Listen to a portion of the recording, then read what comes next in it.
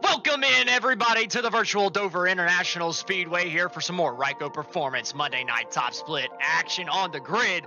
I'm Austin Edstrom. I will be standing alongside Nick Stein at some point tonight as soon as he figures out his internet bugs. And I've always got Austin Derbyshire behind the production booth. Cannot wait to get this one going from the Dover International Speedway. Crazy 1 mile high banked concrete racetrack here. Coming in that Google Earth view down into Dover, Delaware to check out this unbelievably fast 1 mile racetrack. Heavy bankings up in the corner. Gonna allow these drivers to really throw it down in there, but you got to save those tires, so you might not want to throw it in quite as hard as you think you need to in the early going. So we're going to see a lot of tire saving here tonight as I get this aerial shot of the Dover International Speedway. I've never seen that Speedway in the middle of the time. I wish they would, we could go a really interesting little track, that little tiny track on the inside, but nonetheless, we're on the big one on the outside there, just in front of the casino that you see on the back straightaway right over that bridge. Very iconic here at the Dover International Speedway. I don't know how many times I can say DIS tonight. It seems like I'm going to break some type of record, but we're going to go straight into our keys to the race. These were Nick Stein's keys to the race that he was able to make before his internet crapped. So this is kind of what he's going off of. They got to watch the exit of the corners. Coming out of turn 2, coming out of turn 4, man. These exits tighten up like crazy. You got to keep that car out of the wall. Too wide is very treacherous at this racetrack if you're pushing a little bit too hard, so you got to be careful.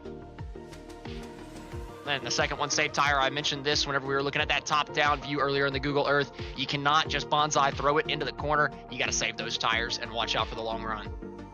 And then last but not least, watch your pit road speed. One of the most difficult pit roads to get to. If you can get down there, you're probably going the right speed, but it is a very slow crawl at 35 miles an hour, and it's tough to get down coming out of turn 3. You know, Austin, there's also the fact that on old tires, 70-lap old run, good luck getting on the pit road as well. Yeah, no kidding. But we are going to move into our broadcast picks. Up first, myself, of course. I was picking, guess what? It's one of the pros in here, Keegan Leahy, obviously. I mean, Keegan is super quick. I'd be surprised to see him outside of the top 3 tonight. You know what? I'm going to go ahead and take Matt Busa. He had a really good run at Texas a couple of weeks ago, and I feel like he is due for a win here, especially in this A Open. I mean, he's got some pretty good competition. I mean, we got, 10 pros in this race? Likes of Garrett Maines, Dylan Alt, Keegan Leahy, like you said. I mean, I feel like he's got a pretty good shot here tonight. There we go. Got the Matt Musa. I might have been throwing a little shade at you there, or playing with you a little bit. I told Darby to put Matt right on there for you, or for lowest. I think the 25 car in here. But hey, Matt could have a good day. But then Derbyshire picking Ray Alfala, obviously another pro. So we are all picking different pros here tonight. Not too surprising. I mean, come on now. They are the best of the best in the series, or on the service. So I imagine that they're going to be at the front in the A Open series here tonight. We're going to run through our starting grid before we get it started. They are all gridding up down on the front straightaway. Starting on the front row, Garrett Maines. Is that really a surprise? Starting on the front row on the pole with a 22.581. Patrick Gitter with a good time, only being 4,000ths of a second off. Ryan Luza in 3rd. Cody Terlindi in 4th place. Taylor Hurst in 5th. Dylan Alt in 6th. Sean Conklin in 7th. Edward Scher Jr. in 8th. Brad Wright in 9th. And Derek Heitman in 10th. Starting off 11th tonight is going to be Jacob Schneider with Johan Seminario starting in 12th position. Joseph Galata in 13th. Jake Matheson going to be in 14th position tonight. Alex Murray going to be starting in 17th position. Matt DiCiani 18th. 19th position going to be belonging to Kwame Scott with Justin Levine rounding out your top 20. Starting in the 21st place spot is going to be Zach Novak with Sebastian Marin in 22nd, Matt Busa in 23rd, Keegan Leahy lining up in 24th. And then our final row on the grid this evening, Joseph Squared going to be starting in the 25th place position with Tyler Gary on his outside in 26.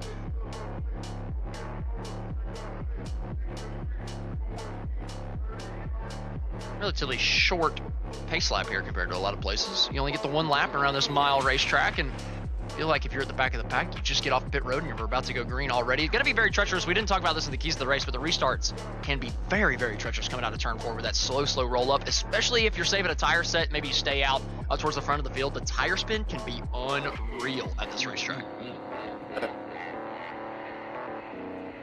And I think I just lost my buddy again. Oh, he's back. I hit my push to talk key and it was just constantly unmuting and muting me for some reason. So sorry about that. But what I was getting ready to say is, even on a short run, after a few laps on the tires here at Dover, race restarts can be insanely treacherous. So it's just incredibly hard to race here at Dover. It's one of my favorite tracks, though. I really love this place. Big shout out to the first Deb Harris in chat. I see you up there, big dog. All right. We're a little messed up tonight.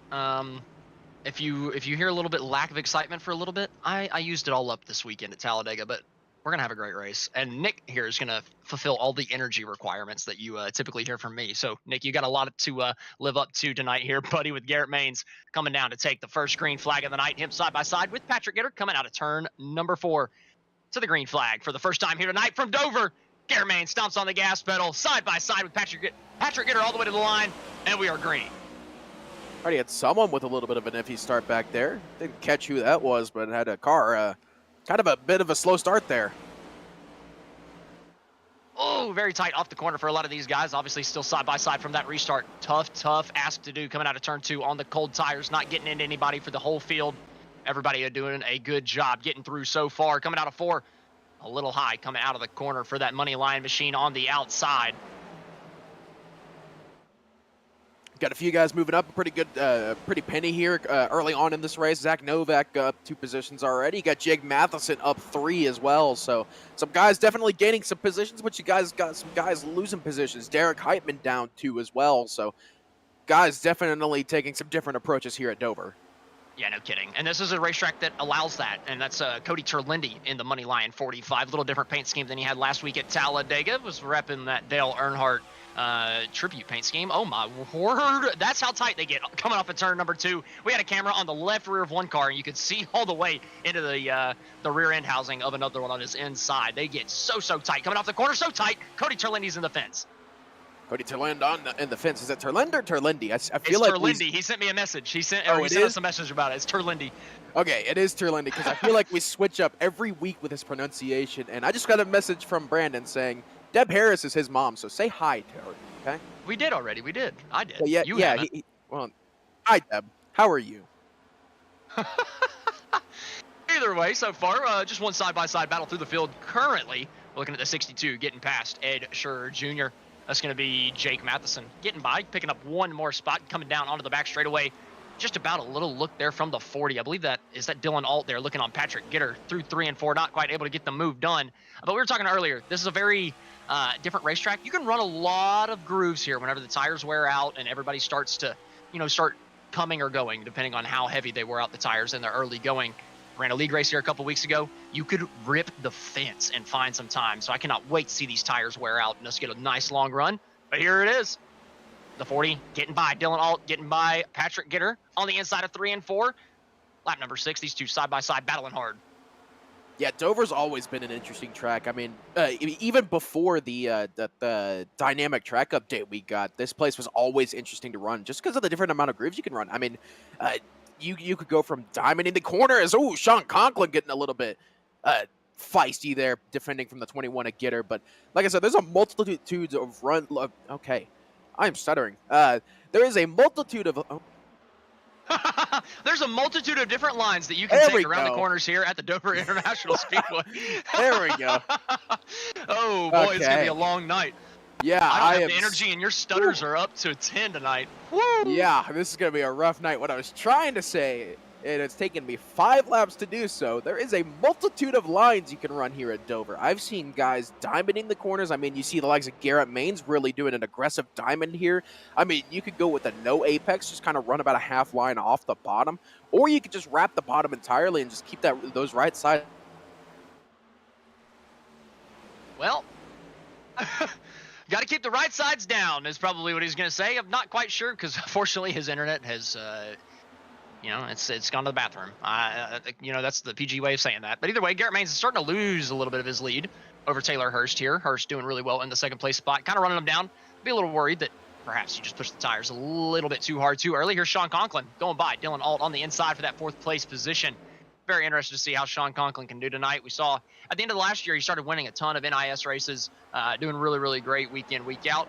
Haven't seen him win too much this season. I haven't gotten to pay attention too much to the NISs on Friday, but he's maybe underachieved a little bit on the A Open so far at the beginning of the year. And I think Sean Conklin's a guy that could probably be in the Pro Series someday. And I think that this is a good test for him, seeing what he can do against a very, very stacked field tonight. Yeah, that's for sure. And I mean, that also goes back to the point that these A Opens are almost always going to be stacked to start the week. I mean, there's a reason we call it SOF night in America all the time. It's because this is going to be the highest SOF there is of the week, more than likely. So, because I think this SOF was, something like 6,200 or something like that ridiculous. Here tonight? Yeah. It was like I thought I heard near 7,000 as well. I mean, it is crazy. Wow, 7,046 is what I just heard, and that is just insane. Like, you tell anyone 6 or 7 years ago that in 2024 you would have seen an SOF at 7,000, they would have called you crazy. iRating inflation is a real thing. Yeah, I mean, that goes back to this old saying, 5K is the new 2K. Like, it is crazy how Wow, that makes me feel like crap. that was a shot at you too, but I mean... No, but oh man, I just took a shot at the ego without even meaning to. That hurt. Terlindi on the inside of Patrick Gitter. And right behind him is this Jacob Schneider getting past. Oh, just about getting past. That's tight coming out of turn number 4. Like we mentioned, it can get super, super hairy coming out of these corners if you're side by side battling. That was a nervy moment right there between Schneider and Matheson. Yeah, tires are getting ready to hit that fall-off point now as well. I mean, we're getting to that point of the run. Ooh, wow! As Matheson makes an aggressive move there, trying to get under Patrick Gitter there into the corner, and then immediately had to go into defending from Jacob Schneider. And now Schneider having to defend from Kwame Scott there, going down into 1. Dover is always fun on these longer runs, and I'm hoping this race stays green just so we can kind of showcase that. Because, I mean... When you get on a 60, 65 lap run and you're seeing cars literally get sideways out of the corner every lap and they're still trying to race, it kind of reminds you of one of those old school dirt tracks as Kwame Scott looks to the inside of the O2 with Jacob Schneider down into 1. Yeah, I think Kwame got a little angsty on the radio just a moment ago, and look how tight he is with Jacob Schneider coming out of the corner. Great job by both those guys, just barely keeping it off of each other. But what is so amazing about this racetrack is it is super multiple lane whenever it comes to later on the tires. Again, very tight there. Schneider gets by. Or sorry, I think that was Matheson getting by. But either way, it's just super wide in the corners, especially after the tires wear out. But it narrows up so much on the exit that it's tight racing. And you have to pinch. You have to just slide up the racetrack, use all the room that you can to be able to make the passes. And it just leads to... incredible racing around the Dover International Speedway. Tight there again. Coming through the corners. That Leahy getting through. Almost made contact with that Team Conti machine on the outside. Yeah, like I said, as they're trying to go 3 wide down into 1 here. Justin Levine taking Alex Murray and Derek Heitman 3 wide through the corner there. But I was just getting ready to say, Dover is really a driver's track.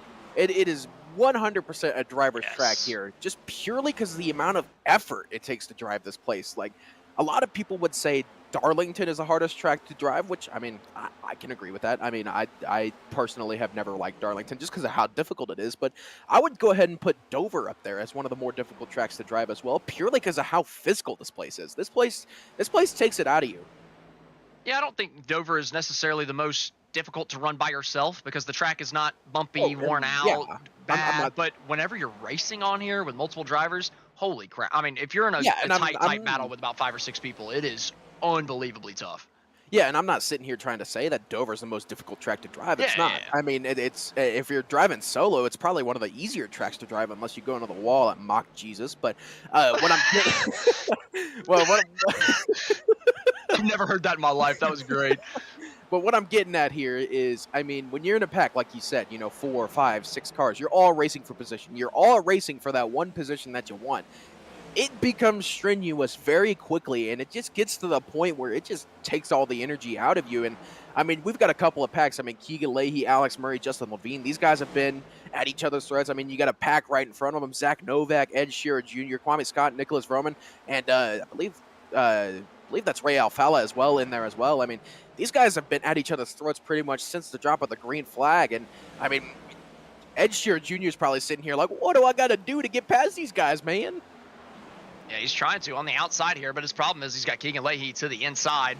And, well, you got to think Keegan Leahy is a little bit better than Ed Shearer Jr., so he's probably going to get by pretty quickly on the 24. But, hey, Ed's doing pretty good there on the outside, holding off, making Keegan at least wait another lap. But look at him, all the way up to the outside. We're finally seeing it. The tires are starting to wear a little bit. You're able to move up, perhaps get a run coming off the top of the corner. Maybe a little bit too early there from Keegan, though. He was not able to get quite as big of a run as I expected, and he's actually under fire from the 5 behind him. Yeah, and I mean, that leads to another point right there. I mean, you can see it through the corners. Look at the rubber line that's already forming. Let's get a good look through here, 1 and 2. I mean, look at that rubber line. That's after 24 laps, people. That is how quickly lines could come alive here at Dover. I mean, other track. Oh, Matt Busa there to the inside of Ray Alfala. What a move. But like I was saying, I mean, look how high these guys are already running after 25. 25 laps at any other track, you're still maybe edging up to the middle just a little bit as Keegan Leahy gives a big bump to Ray Alfala down the backstretch. But here at Dover, you're already trying to search for that grip, trying to find where your car makes its best movements here. As now it looks like the 45 Wow. big Matt Busa 3 wide down the backstretch. Unreal move from Keegan Leahy down on the inside, but these guys super tight through 3 and 4. Alfala leaving a lot of room up top. Busa in the middle, but coming out of the corner, that's where it gets tight. Alfala able to hold it around the outside. Busa stays in that position, and Leahy back under fire from the 5 once again. I mistakenly said Leahy earlier talking about Alfala. Unfortunately, those VRS cars caught me off a little bit, but man, that was a VRS sandwich there with Matt Busa in the middle. Yeah, this has been some honestly incredible racing here so far. I've just been kind of sitting here watching it, kind of as a fan perspective. I'm in the sim watching this race. I kind of got my camera up on the spotter stand here, just kind of watching these guys go around the track. It's been some pretty good racing here. I mean, especially for around this 10th position, is now we got what is this? Almost 8, 9, 10 cars fighting to get into that top 10 here. Who's being led by, I believe, Nicholas Roman in 11th, right in front of these guys. Yeah, big pack from 11th on back. Looking a little bit further up, Jacob Schneider trying to get past Patrick Gitter, who's side by side with the guy right in front of him. Excuse me, that's going to be Brad White. That's the 25 InSim. Can't quite tell what his car number is up there. But Gitter, he started in the P2 spot, falling back to 8th. Typically, you kind of get a little worried about that. But if he's saving tires really, really hard and he's really just playing for that long run, it could end up being a great move. So we just really have to wait and see if this long run plays out and see if Gitter starts picking those positions back up. Is he just, oh man, as he takes it from Brad Wright, but man, it gets super tight off of turn number 2. He's trying to make one of those spots up, but Brad Wright was not having it, kept it around the outside, right all the way up to the fence. Probably going to give it to Gitter this time. Yeah, and I've had the fortune of racing Patrick Gitter here at Dover in a league race, and that man is a god at saving tires here. I don't know what he does, but he is insane at saving tires. Like, he started 2nd place tonight, and he's sitting down in, 7th position right now. He's just chilling. He's saving tires, waiting for these guys to burn their stuff off. And I learned that the hard way last year here at Dover in a 200-lap race. When Patrick Gitter backs off, you back off too, because he's saving his tires big time. Still side by side here, right in front of Dylan Alt. That's going to be, I believe, Ray Alfala. Side by side with Zach Novak. Novak kind of taking that position for now. Novak's done a really good job moving from the back of the pack as well. A couple of these pro guys, man, I haven't seen them in A Open too often, so I don't know their paint schemes too well. So you're gonna have to give me a little bit. But good move there from Novak getting past Alfala. He's done a good job following Leahy through, and at some point Novak made that pass on Leahy and has kept the charge forward, while Leahy's kind of stalled out a little bit right in front of Justin Levine a little ways back. want to shout out Tommy Goss in the chat. Big thank you, buddy. Unfortunately, they probably never hire me because I have talked so much crap about those guys. So that might be a little far fetched, but I'll give Apple a call for next year. I was getting ready to roast you too on the paint schemes part. I was like, man, I already got these guys picked out. I could probably name one just by randomly looking and picking a car. I call races on Tuesday, so I can't ever watch the pro race. It's just kind of tough for me. True. I mean, I'm gonna say this right now. I don't watch the pro races either. I catch the highlights on YouTube afterwards. I don't really sit down to watch the pro races, but I can still pick out the cars. Okay, Does this mean I've moved to the better commentator out of us too? Anyway, we're gonna. Look at Zach Novak though. He's completely pulled out a gap from these guys that he started with. Busa trying to get past Alt still. Dylan Alt and Busa, I think, have been going at it pretty actively here for the last couple of laps. Alt was side by side with Alfala not just a couple laps ago. Alex Murray right in front of them as well, coming through well. This whole group is just not separated. I mean, Zach Novak was able to pull away, but the entire rest of this group has just been stuck under a blanket since the drop of the green flag.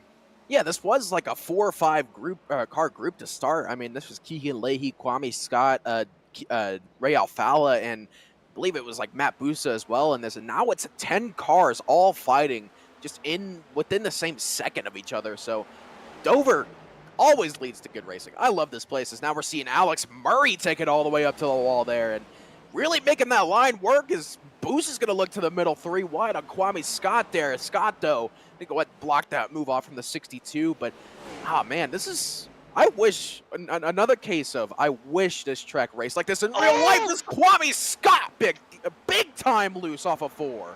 Man, what a save that was. That was unbelievable. I'm telling you, that's so hard to do in the next-gen car here at Dover, but these guys are pros. A lot of these guys are. So, honestly, not too surprising, but, man, seeing somebody 2 wheels on the apron, 2 wheels on the racetrack there in the next-gen car getting loose like that, that's an overcorrection waiting to happen. Great job from Kwame to keep that thing under control because that could have been huge. And I called him Dylan Alt earlier. See, so the pro guys, I just don't know their pace schemes yet. Like I said, I got the majority of these guys picked out already. I'll just default to you for the rest of the night. Yeah, I was going to say, you need to pick it up, brother. Hey, buddy, I'm still on Talladega time. Oh, my goodness, of course you are. But, hey, I can't blame you because that was actually a pretty decent finish to a bit of a snooze-fest race. Sorry, that just slipped out. Okay, anyway. That is fair. That is fair. But, yeah, great finish, great winner. But we are nearing the third waypoint of the race so far, and while the front half of the pack is separated, the back half is still racing pretty hard, but we're going to take it to a quick commercial break to make sure that we catch those green flag pit stops. Be sure to stay with us on the other side.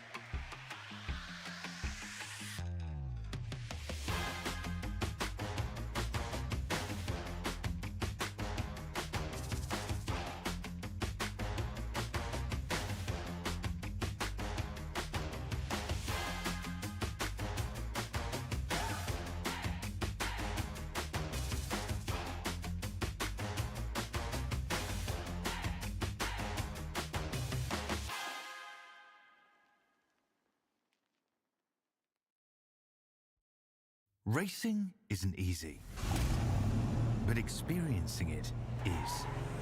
iRacing puts you in the driver's seat with the industry's leading sim racing game. Drive on laser scan replicas of the greatest racing circuits from around the world. Go head-to-head against other drivers chosen by skill-based matchmaking to ensure competitive racing at every level. Compete across all your favorite series. In officially licensed cars, engineered to deliver the most accurate driving experience possible.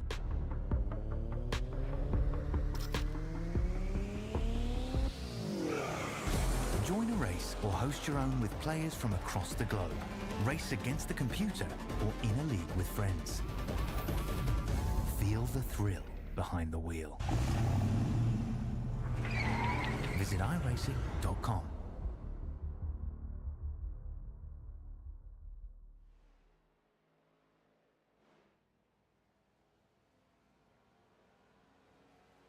Welcome back to the Ryco Performance Monday night top split on the grid from the Dover International Speedway. Garrett Maines up front, just absolutely dog walking the field. 1.7 seconds over Ryan Luza, 3.4 seconds over Taylor Hirsch, 50 laps into this thing.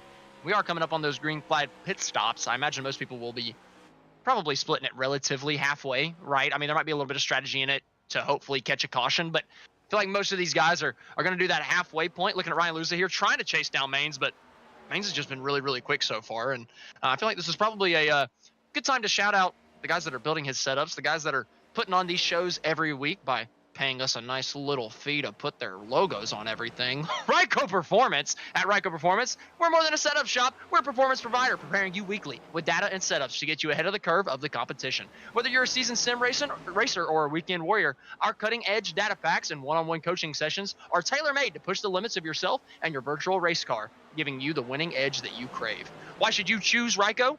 Well, we have expert craftsmanship by a team of seasoned builders, cutting-edge performance enhancements tailored to your vehicle, and unrivaled coaching and reliability to handle the most demanding circuits on the iRacing platform. For more information, visit us at ryco-motorsports.com, where we build champions and deliver results.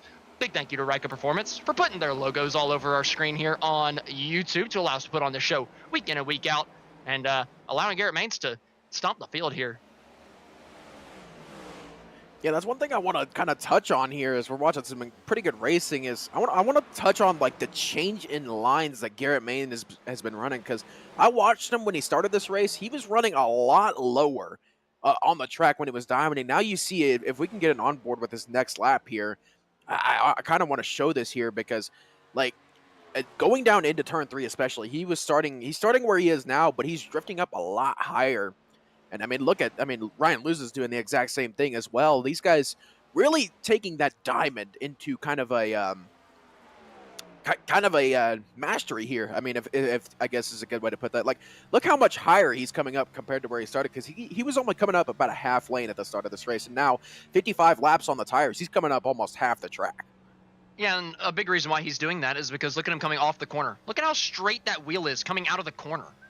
You can't do that if you're wrapping the bottom, and whenever the tires wear out and you start losing that mechanical grip, you come out of the corner and you just don't have quite as much grip on that right rear as you did at the beginning of the run. So if you've got a lot of wheel put into it, a lot of throttle put into it, you spin that thing out, and all it takes is one spin to end your day here at Dover with how tight the straightaways are, as pit stops are starting Joseph Squared first down pit road. And he's the only one down pit road now, and that's one of the bad things about pitting under green here at Dover. You are set to lose minimum 2 laps here at Dover, pitting under green. So Joseph going to lose a couple of laps here, but that should cycle out here as soon as these other guys start coming down pit road. 55 laps is a bit early, I will say, but I mean, you could definitely make that work. I'd minimum want to try and split it in half here, split it right down the middle at 60, but you know, sometimes you just aren't able to do that. You know, I want to point out a couple people that started towards the back that have done a really good job moving forward, as we see Cody Terlindy holding off Nicholas Vroman and Matt Busa there for the 8th place position. Excuse me. Up at the top, Zach Novak started in 21st.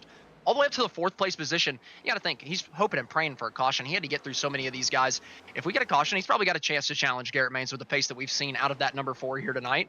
Then just one spot behind, Jacob Schneider. from the 11th place spot up to 5th. Not quite as impressive as Zach Novak in front of him, but Jacob Schneider, not a pro guy, super, super quick.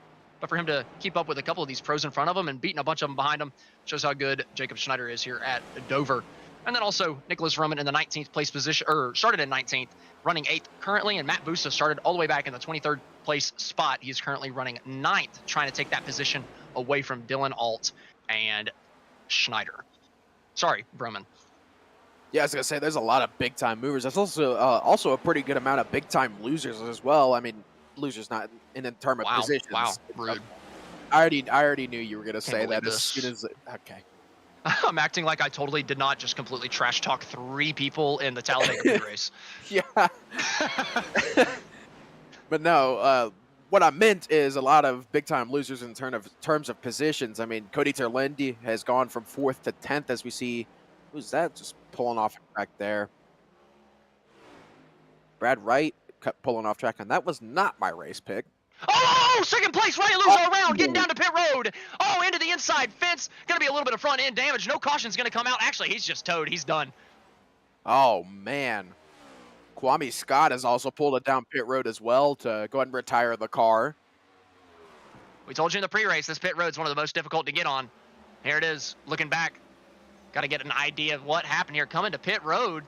Just tough break for Ryan Lewis, running in the second place position, trying to get all he can, trying to catch up to Garrett Maines in any way he possibly can. Gets down onto the banking, perhaps downshifted at the wrong moment, coming down to the banking, and just nosed it into that inside fence. Did a good job dodging the tire barrels or sorry, not tire barrels. What? Sand barrels on the inside to save the car, but unfortunately that inside wall for the pit road was just a little bit too close there for Luza to avoid. Yeah, got a couple more cars coming down pit road. Patrick Gitter down pit road. Coming down at lap 63 there. Going to lose a couple of laps once again as now Joseph Squared coming up behind your leader, Garrett Maines, trying to get one of his laps back the hard way. And like I said, he lost 2 laps coming down green flag pit stops here, and he may be able to jump Garrett Maines here if he does get up enough in terms of time. I think he was probably too far back from Maines, but he is going to jump a lot of positions. And then, if the caution comes out before it cycles back out, he's looking pretty. Oh, man, look at this 3 wide. Patrick Gitter on the new tires, getting past Roman, getting past Conklin. I think Conklin might have run those things a little bit too hard at the beginning of this run because he has been fading for about the last 15 or so laps. Conklin is fading. Oh, fast. no. Okay, oh, no. I had to. Look, there's lightning on the racetrack. Ka-chow. Ka-chow. Oh, boy. Okay, I lost my train of thought. No survivors again. Oh, I was going to say something, and that just completely caught me off guard. Well, I'm glad that I can keep you on your toes. I see smoke on the front straightaway. I believe that was somebody locking up on getting onto pit road, and it was Jake Matheson, I believe. Not too surprising. Not because it's Jake Matheson, just because it's this pit road. This is just so difficult, man. I'm surprised we haven't seen more issues so far. That might be a speeding penalty for Roman. That is definitely a speeding penalty for Nicholas Roman. I'm going to go back and get the exact mile per hour he was over at the line. Dylan Alt has a black flag as well for speeding. Roman might be okay. He hit it at 42 and on the brakes. I've gotten away with worse before, so he might be okay. Yeah, Dylan Alt, though, did get caught by the Delaware Highway Patrol there. Super tough. I don't know why Delaware Highway Patrol is patrolling a 35-mile-an-hour zone, but okay. Because there could be children crossing. True. School zone. That's a school zone, baby. I mean, bonus points. Are school zones that high in Alabama? Like I think the highest I've ever seen 25. a school zone is 30. They're 25. Oh man, that's Keegan Leahy. Was that Leahy? Yeah, that was. No caution. Oh, that's Alfala. No way. Was that Alfala or did I get? That's so unfortunate. No, it was not Alfala. Alfala's still on the racetrack. That was who was that? Tyler Gary. Unreal. 2 of the VRS guys going around, coming to pit road. The second one brings out the yellow. That was not a VRS guy. I mean, it's got the same paint scheme, is it not? Not even close. It's a money eraser. I don't even know. Well, what it says Money Lap on the front, but like the paint is very, very similar to Keegan's. It's not even. Well, maybe not. It's just the same colors, kind of. You know what it is. Oh my God. Hey, okay, he's not VRS. He's not VRS. Calm down. Keegan Leahy though, Spencer out about the same thing we saw. Ooh. Big hit. Yeah, we get a little stupid sometimes. Either way, King Leahy, unfortunately, also got a little stupid entering pit road. A couple people did. And that's a lot of pros doing that. So I just want to point that out to everybody watching. These are pros doing this, and I've heard a lot of people get on the voice chat making fun of people for this at Dover. These are pros. This is a 7,000 iRating lobby, and they're out here struggling to get to pit road. So this is not just a low iRating thing. These are the best of the best on the service, struggling to get down here. And I mean, granted, we harped on it earlier in the show. Dover is one of the hardest pit roads to get onto. I mean, I wouldn't be surprised if it's made a case for the hardest pit road to get onto here on iRacing, at least. I mean, can you really name a harder pit road to get onto? Off the top of my head, no. I mean, I really don't think that there is a harder one, because this one is so slow, and it's in the middle of the corner too. It's not even like, you know, most tracks are coming out of the final corner and at least able to somewhat get it slowed down coming through 4. Here you gotta start slowing down getting into 3. It's very, very different than any other racetrack we go to, and it provides a very different challenge than we're used to. Yeah, and I mean, you take a look at other tracks, and you're having a slow upwards of 150 miles an hour from corner speed down to pit road speed. Here, on a long run like we were 70 laps into this thing, you're only really having to slow down about 95, maybe 100 miles an hour if you're really quick on a long run. But it's just a severe drop in banking from, this track is what, 28 degrees of banking, right? Somewhere around that. 28, 29, something like that. I don't know off the top of my head. You know, if we were at Yeah. Talladega, I'd be 33, but, you know, everywhere else, I don't know. Like I said, you're dropping from 28, 29 degrees of banking down to almost flat while doing 95 miles an hour. It's not going to be... downshifting. Yeah, that too. And I mean, with this car, how very bad it handles bumps, I mean, it is a recipe for disaster, if we're being honest. Recipe for disaster out on the racetrack, but this caution does allow us the opportunity to take a full screen commercial break during a caution period. So we're going to take our final commercial break of the A Open here, during the racing action, that is, and we will catch you to the checkered flag on the other side.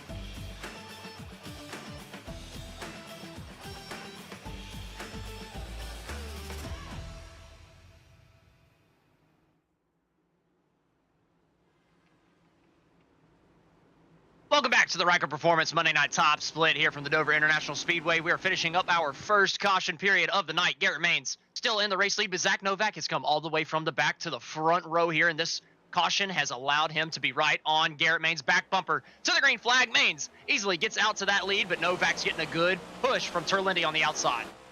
Yeah, Novak does get clear of Derek Heitman in the 76. Terlindi does get clear as well, coming on through turns 1 and 2 now. Coming up off the corners, though, Novak going to set his sights on trying to catch the 12 of Garrett Maines. Looking off the back of Derek Heitman, though, all hell has broken loose here, further back right behind. Yeah, and as they're stacked up side by side, we're going to be calling the racing action, but pretty soon we're going to give you a little bit of a race rundown to kind of show you who got screwed over by that mid-green flag pit stop caution. But right now, they're racing hard through turns 1 and 2 on the restart. Mains easily out to a lead over Zach Novak. Kind of in tire-saving mode at this point, but a little bit further back, they're still racing hard for position. Joseph Gulata, Ed Schur Jr. side-by-side into turn 3. Right on the back bumper of Schur is Taylor Hurst, trying to give him a push down into the corner, trying to get a run out to maybe make it 3 wide.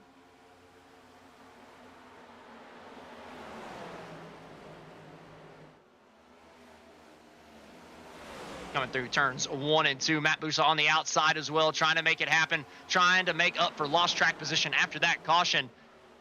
Coming around the outside of turns 3 and 4. He's got the VRS squadron behind him, but he's got absolutely nobody out front on the outside of 3 and 4. Now they drift up in front of him. Coming out of the corner, Busa throws it in deep on the outside of Gulata, trying to get another position. Not quite able to get to the outside of Gulata, but it looks like he's going to have the better positioning on the 33. A little bit of contact with the outside wall. Not enough to slow it down. Matt Busa still flying around the outside.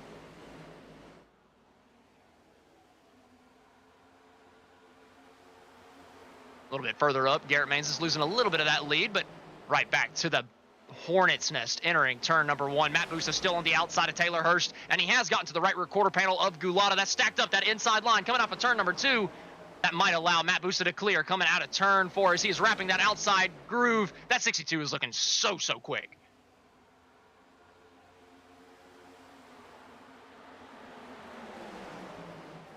Schur Jr. did a good job on that restart, getting clear into the 5th place spot, but now it's Matt Busa on the outside, still continuing his run up to the front. Ed Schur just squeezes him on exit.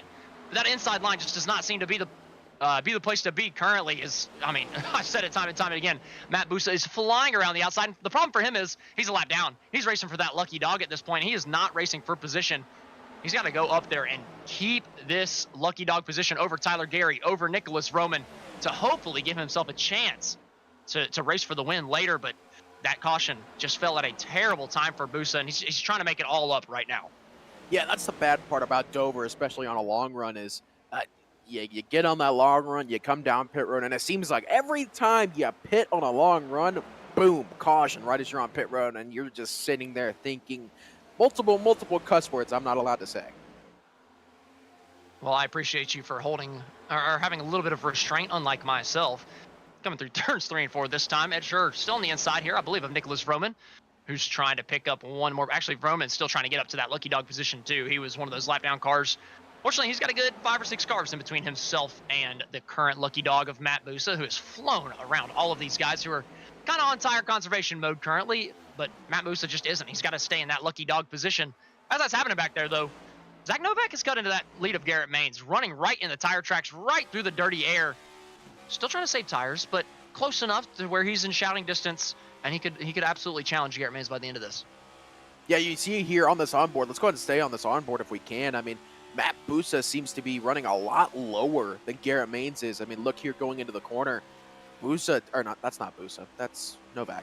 Oops. But Zach Novak definitely staying a lot lower compared to the likes of Garrett Mains, who seems to be diamonding a lot more aggressively here.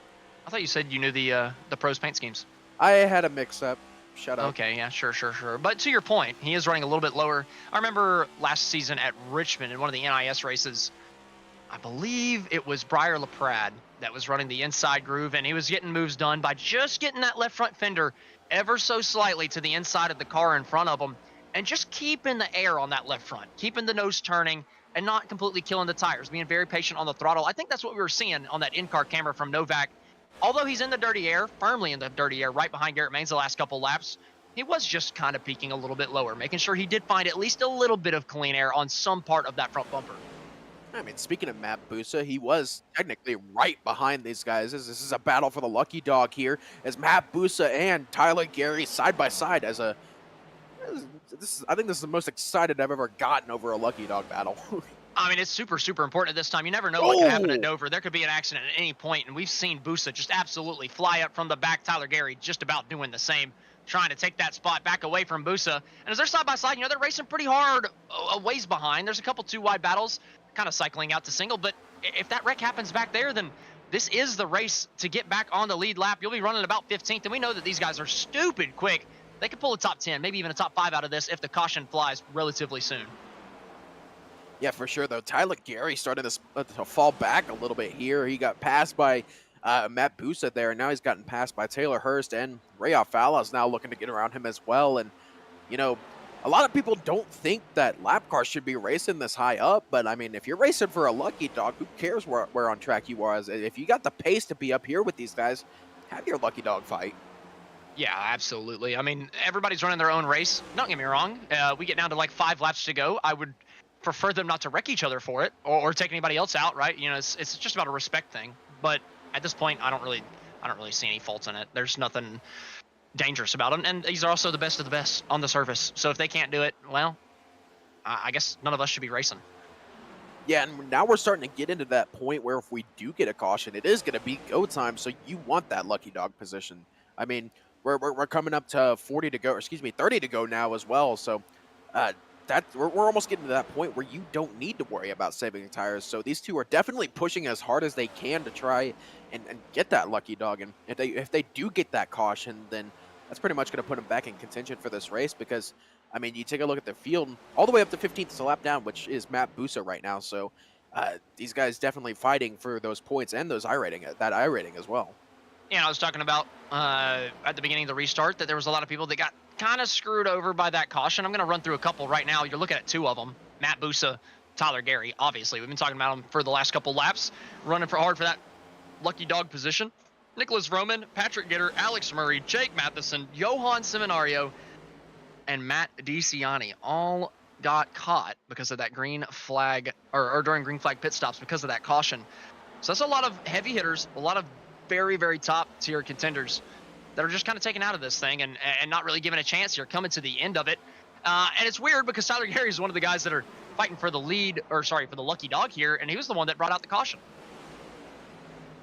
Yeah, on that pit stop as well. So if we do get to another cycle of pit stops here, I wouldn't be surprised to see some things start to kick off for that lucky dog. So it's just going to be a battle, I mean, for the lead and for the lucky dog as well, as these guys definitely starting to push through those tires now and get a little bit of rubber burnt off of these things. You know, I'm still interested just to kind of look and keep an eye on that battle for the race lead. Obviously, the most important part of the race. Garrett Main still holding about the same distance over Zach Novak. Zach not really inching forward, but I really don't think that he's trying to inch forward too much. I think he's, you know, playing his cards right, saving tires. He started all the way back in the 21st place spot. Now up to P2, right on the back bumper of Garrett Mains. I think he knows, just bide my time, save my tires a little bit better than him. They've probably got pretty equal cars, seeing how fast Novak came up through the field and how fast Garrett Mains pulled away from everybody, and just seeing how even they are so far through the first 20 laps of this run.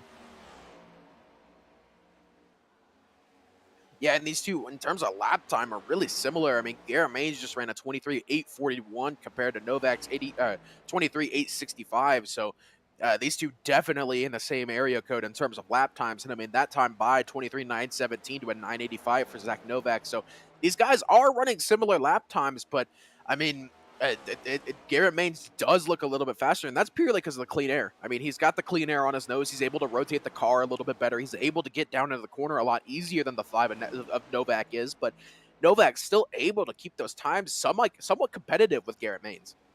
Well, as soon as we were talking about that, he is starting to fall off him just a little bit. Half a tenth that lap, half a tenth the lap before. So it's starting to stretch out a little bit. But again, you never know. Could he just be backing off to get a little bit more clean air and save those front tires? Or has he really, really been struggling as we're looking at a battle for third place? Taylor Hurst now looking a little bit further back as Lindy was trying to get to the inside of a lap car. But now Taylor Hurst looking to hold on to this position over Ray Alfala. But Alfala has been quick the last couple laps, running down to 33, gets to the outside down the front straightaway. Going down into turn 1, Ray Alfala makes that move look easy there as Taylor Hurst not really able to offer up much of a defense there to Ray Alfala, but yeah, Alfala now chasing these guys down, and he's just a little bit quicker than both Garrett Mains and Zach Novak. I mean, he was passing a car, and he was quicker than both Garrett Mains and Zach Novak that last time by. Could Zach Novak and Garrett Mains have run each other a little bit too hard at the beginning of this thing? It wouldn't surprise me. I mean, we've been, green for coming up on 30 laps now, so these guys definitely could have pushed a little bit hard. I think Garrett Mains may be starting to pick that pace up a little bit, trying to, you know, he sees Alfala running these lap times and maybe trying to pick up. But Ray Alfala definitely running these guys down now as well, as he's now upwards of 2/10 quick if we take a look at the replay here. You're going to see what happened to Justin Levine, who exited the race abruptly. I don't really think anything too crazy happened. I honestly think he just quit the race. He took away from him last time, and I think he might have been a little rage quit there from the one. Yep, that's a Alt F4 in the middle of the corner. Goodbye. Oh, but he's back. Okay, well, Yeah, I was gonna say, I wonder if he just had an got back. iRacing crash. I wonder if he had an iRacing crash. Well, it says manually disconnected, so I'm a little lost on that one. Huh. Either way, Zach Novak trying a different line. It was not working. Right in the tire tracks of Maines. He was starting to hurt a little bit. Now trying to find a little bit on the outside. Didn't really work through 3 and 4 too well, but trying to get in 1 and 2, just trying to find something, seeing if the dynamic track can work in his favor. See if he can find a second, find a third, find a fourth groove here at Dover to try to run Garrett Maines back down. But Maines just looks so quick on the bottom of the racetrack. Yeah, and that's the one problem with sitting in the dirty air for too long, especially with this next gen. I mean, granted, it is a lot worse in real life, but I mean, it is still modeled big time here in iRacing. If you sit in that dirty air too long, I mean, that right front is gonna be hurting big time, even after just 30 laps of running. I mean, to be fair, 30 laps at Dover is probably 60 anywhere else, so in terms of the tire wear. But yeah, Zach Novak definitely hurting, and he's really starting to fall back off of Garrett Maines. And by the end of this thing, he may fall into the clutches of Ray Alfala. Yeah, he very well could. To your point, I feel like maybe he ran a little bit too close to Garrett Maines over the front end of this run. Just burned off those front tires just a little bit. And Maines was maybe just pacing himself as well, trying to make sure he didn't run off his stuff. But I'm kind of surprised. I didn't think Novak would have fallen off at this point. I thought maybe at the very end, after he had made a couple of moves, maybe burnt up the right front from trying to dive it to the inside of Maines or trying to hustle it through the corner a couple times. But we never really saw that. It just eventually faded for the driver of the 4, and he is falling back into the clutches of Ray Alfala. Not quite yet. He's still got a 1.8 second gap to Alfala, but Ray's been pretty quick back there in the 3rd place position. Last couple laps haven't been super favorable to the driver of the number 3, but this lap, even with the race leader, I do believe, maybe just a 10th of a second off coming out of the corner, but Novak's kind of stabilized up there in 2nd. Yeah, he has, and he's actually starting to pull back in a little bit. Garrett Maines with a 219 compared to a 195 for Novak. So Novak not lighting up the timing sheets right now, but he's definitely starting to pull back in a little bit. Looks like that running that higher line kind of out of the dirty air, the 12 of Garrett Maines, is starting to help the 5. So we'll have to see if he's able to kind of pull him back in. I mean, he's got 13 laps to do it here, but once again, just got to be able to stay out of that dirty air and get back up to the rear end of Garrett Maines. And who knows, maybe the bumpers will come into play here. If he can run them down, we never know. You don't know what you're going to see at Dover. It kind of races like a short track to me, man. It really does. Multiple grooves, though, so it's a little bit different in that sense because most short tracks are single file parades with a little bit of use of the bumpers. But I feel like, it gets down to the nitty gritty, down to the end of this thing. And if you are, on the back bumper of somebody for the race lead, why not give him a little bit of a shove into turn 3? Just send him a little bit high, see if you can drag race to the line off the corner. I think a bumper run at Dover could work out pretty good. Yeah, it's also, I mean, it could work out pretty well, but I mean, if you hit it in just the wrong way, it could take both of you out just as quick as you're trying to win a race here. So, yeah, it's all going to depend on even if Zach Novak can get up there to Garrett Maines and make this move work for this win here. But Garrett Maines definitely has the car to beat over Zach Novak. I mean, Novak definitely was showing some pace, but I mean, I think he's starting to deal with kind of what he had in that first run, just burning the tires off a little bit too quickly. And I got to point out a couple other people that may have gotten hard done by that caution who had to take the wave around, so they were not actually able to fight after the caution. Jacob Schneider in P11, Sebastian Marin in 12th, and Keegan Leahy in the 13th place spot all had to take those wave arounds at the end of our first caution of the night, our only caution so far. And they just haven't had that caution or a second caution to bring it back up to the field and be able to put on 4 tires to be even with everybody. That's one thing with Dover is once you get on these long runs, everyone's hoping for the same thing. It's like, oh gosh, can I get a caution real quick? That'd be real nice. But it's always been a fun thing as we see Justin Levine, who's unfortunately 5 laps down now after that disconnect or whatever he had happened there, is trying to get back past these guys. But I mean, once you get past a certain point at Dover, it feels like everyone's kind of hoping for the same thing here. Just get a quick caution, but they don't want to be the caution. So it's kind of one of those, I hope it happens to you.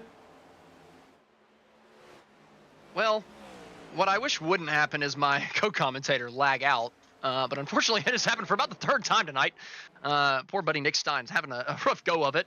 A guy that's not having a rough go of it so far, though, Garrett Maines, looking at him up front, stretching out that lead over Zach Novak. Ray Alfala also starting to fall off a little ways. Maybe he just burned up his stuff trying to catch up to these two, because Taylor Hurst is starting to reel him back in, and Cody Terlindi is not too far behind either.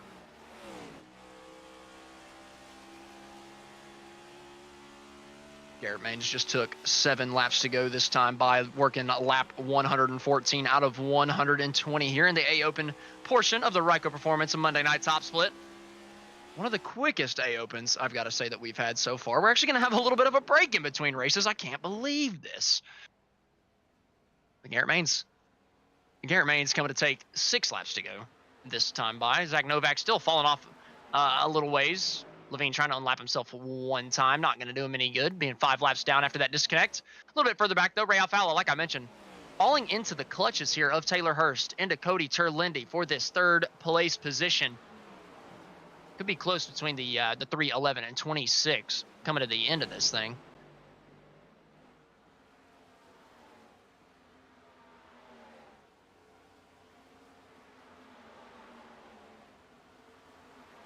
A little bit further back, Joseph Squared, we were just on him for a moment. He did the short pit and has somehow found himself up into the front. Maybe he was able to unlap himself beforehand. Oh, it's tight between Conklin and Ed Schur Jr. Oh, even tighter behind him.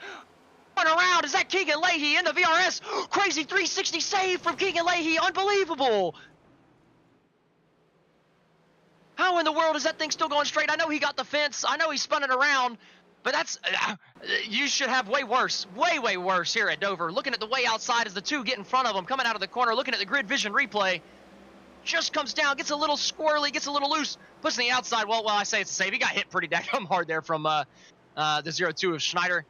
But it just spun him around perfect where you keep going, and it looked pretty nice. So I'm going to give Keegan some style points on that one. I got to imagine that car is hurt, though, from that heavy hit on the left rear. Oh, man, he's sideways for so long there. Just about had it saved. Just finally hit the overcorrection. Alex Murray doing a great job there on the inside, making sure he got by everybody coming down pit road that's on the lead lap to give themselves 4 fresh tires for this green-white checkered finish that we are about to have on GridVision.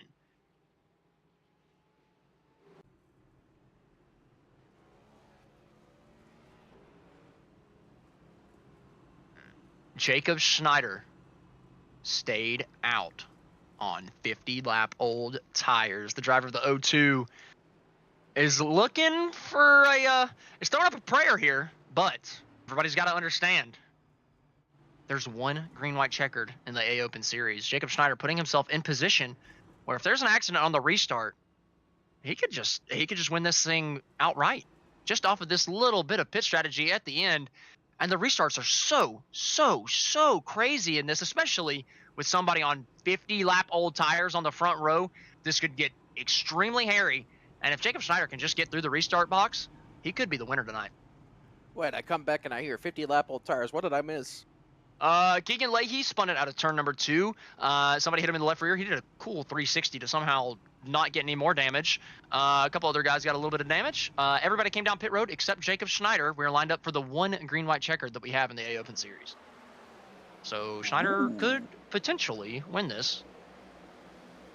Ooh, yeah, just got loose there. And good old Dover tank slapper there is what I'm seeing. 23 got put in a tough spot there as well, down into the inside fence. Did a good job mitigating damage there. Johan Seminario also doing a good job preventing major damage to his vehicle for this green-white checkered. That was Sebastian Marin in the 23 there that had that relatively decent, like I said, damage mitigation. Still got some left front damage, but could have been a whole lot worse for the driver of the 23. So that should put Matt Busa back on the lead lap, correct? I do believe so. I believe he was in the... That puts a lot of people back on the lead lap from what I'm seeing. Matt Busa, Sebastian Marin, Tyler Gary, Nicholas Vroman, Jake Matheson, Patrick Gitter back on the lead lap as well. So yeah, they're all taking the wave around. So a couple of these guys with a little bit of a strategy play. And what's great for Matt Busa in that sense is with everybody taking the wave around, he won't have to start behind the wave around cars, the lap down cars. So he gets a little lucky with that because he'll actually be able to restart with the lead lap cars. Typically, whenever you get the lucky dog, you're behind everybody. But this caution felt the perfect time where a lot of these guys just decided to stay out, try to get, just see what they can get on this finish because it could be hairy, especially if we take the white flag, man. Nobody's lifting out of turn 2. Everybody's got cold tires. Somebody is going to slide off at the turn 2 exit and destroy somebody. Yeah, I was going to say, these guys that are taking the wave around here are going to be in a pretty good place for a kind of a late strategy play here. I mean, if they do get this caution, that's going to allow them to come down pit road and take 4 fresh tires. And it may not seem like much at Dover, but 3 laps is honestly pretty big of a difference. Okay, if this thing runs green, who's actually in the driver's seat, right? Because Zach Novak's on the inside. Hold on, though. Zach Novak's on the inside with Jacob Schneider. Yeah, Schneider could spin the tires, but if Zach Novak can make it 3 wide before the corner, he's got the best spot. Yeah, he does, but then again, he's going to be stuck behind Schneider no matter what here. So Garrett Maines is automatically in the driver's seat no matter what you do. I'm just looking for the 3 wide move from Novak on this restart, man. I really am. It's going to happen. It's going to happen. Don't get me wrong. I wouldn't be surprised to see Schneider try and block that move, seeing as he's got his teammate to his outside. But then again, Schneider definitely wants to win this race as much as Garrett Maines does. And tell you what, Austin, we are set up for a heck of a finish here. Who's it going to be? Our one and only green-white checkered here for the Ryco Performance Monday Night Top Split A open on the grid. Jacob Schneider through the restart zone on the old tires. Decent jump behind him. There's not. Cody Terlindi does not go. Jacob Schneider will win the race after the wreck on the outside line. I can't believe that. I can't. Look, man, restarting here is it's bad. It's hard. It's tough. I don't know exactly what happened. We're going to have to get a replay to see if Terlindi got hit or if he spun the tires, missed a gear. Could not quite tell. That was the first car that I saw get squirrely, so we're going to have to get a replay just to be sure of exactly what happened here on the replay. Looking at the 45 on the outside. Joseph squared right behind him. That's a missed gear right there. That is a big-time missed gear from the 45. Causes a huge stack up behind. My goodness. Massive wreck there. And Jacob Schneider in the race chat going, I'm a scam. He is a scam artist. That's for sure. I was going to say, Jacob Schneider is the luckiest SOB on iRacing right now. Jacob, the scam artist Schneider. And what is going on with this super slow-mo? I know it's not super slow-mo. I'm wondering why they're going in super slow-mo. Cody Terlindi did message in the chat that his Sim Magic lost connection, so I don't know what the heck that is, but apparently that was pretty bad. But they're going really slow here for the pace car, hoping that the iRacing pace car will catch up. But my goodness, that thing's crawling. Yeah, 35 miles an hour. 45. 35. 45. Pit speed is 35. You want to know something funnier than 45? No. 46. Exactly. I don't like that. Oh, man, we have officially lost our minds. Hey, this has got to be a new record for the amount of time it's taken us to lose our minds. Should we announce this as if it was like super impressive? Like they are flying. I think I pushed my little 124 toy cars faster than what they're moving right now down the back straightaway whenever I was a little kid. If you're sending a Matchbox car at 30 miles an hour, you need to be like an MLB pitcher or something. I had a cannon for an arm as a 5-year-old. Bro's the next Nolan Ryan. But someone who had a cannon of a brain tonight, Jacob Schneider. Running. That made no sense, but I don't really care. Jacob Schneider. So do we have to do it up? Should we do it up? No, I could scream this thing if we really wanted to. I'm just kidding. I'm not going to do it. Jacob Schneider, under the checkered flag. Got to bring it home from the Dover International Speedway to win the Ryco Performance Monday Night A Open. Big congratulations to Jacob Schneider. Lucked into it a little bit, but hey, sometimes you just got to use your brain a little bit and then get a little lucky. And that's what happened here tonight for Jacob Schneider. You got to think Garrett Maines got to be pissed, right? I mean, goodness gracious, He led every single lap until the green-white checkered. And, well, he brings it home second. You know, if I'm sitting in the shoes of Jacob Schneider, I'm sitting here saying, a win is a win, bro. A win is a win. Lightning struck twice here at the Dover International Speedway. In the same spot. Ka-chow. Kerchu.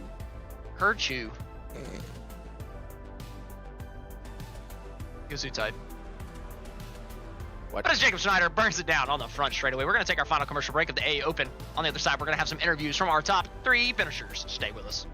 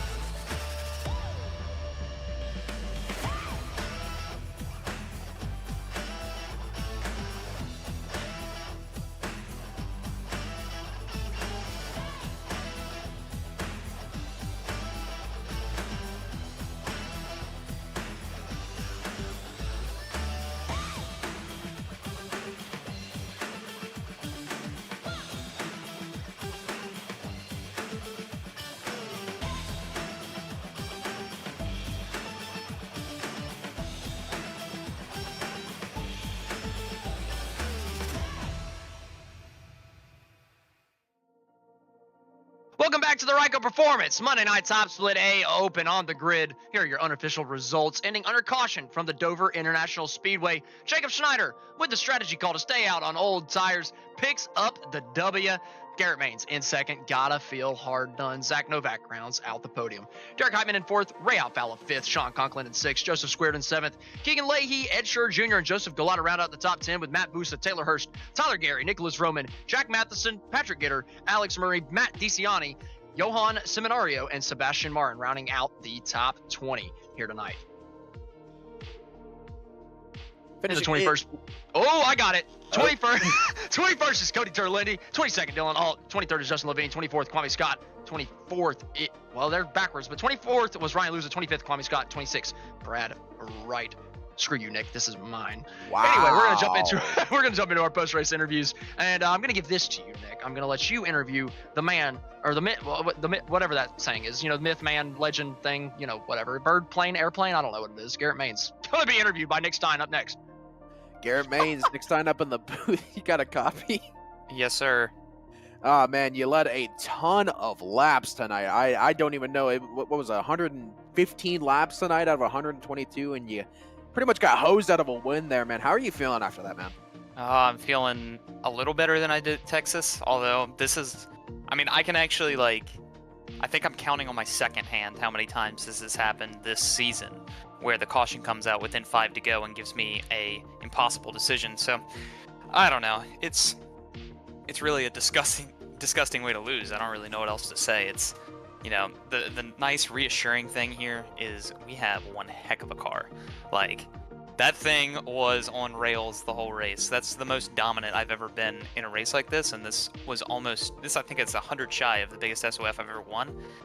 And I felt like that was going to be a win, so I don't know. I mean, shout out to all the guys that, you know, put in all the hard work. Like, you know, everybody at Ryco has been, you know, working their tail off to put out good cars, and I think they hit the nail on the head this week. So I'm excited for tomorrow.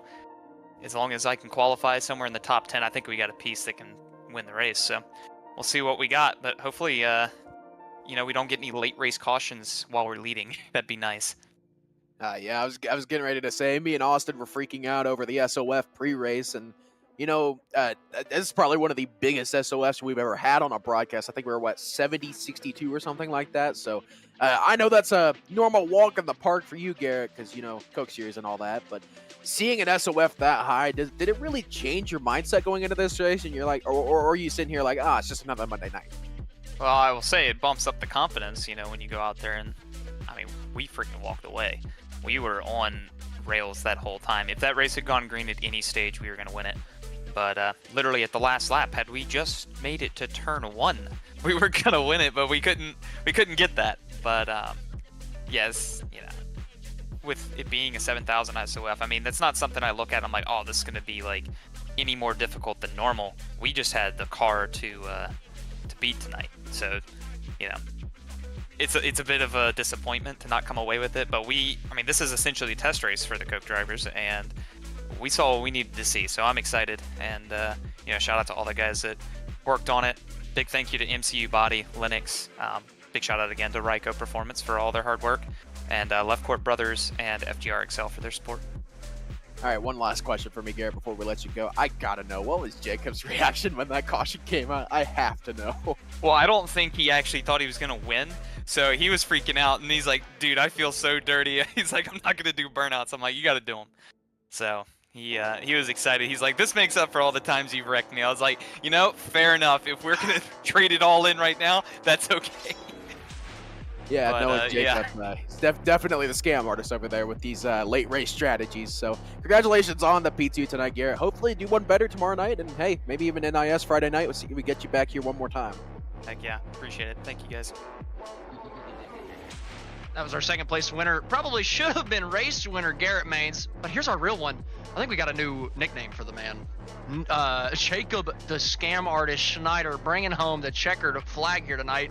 Jacob, walk us through your pit decision there at the end. You had good speed all night, running in the top 10, really challenging up towards the front of the field. But what was running through your mind whenever that caution flag flew and everybody else came down pit road and you stayed out? Yeah, well, first of all, that's funny because I mess with my driver coach, Nicholas Roman. I call him the scam because I feel like he scams me all the time. So this made up for some of that. I deserve it, though, 100%. I scammed that. But yeah, I was running the top 5. Like on merit, I felt like I was going to finish in the top 5, maybe at least top 10.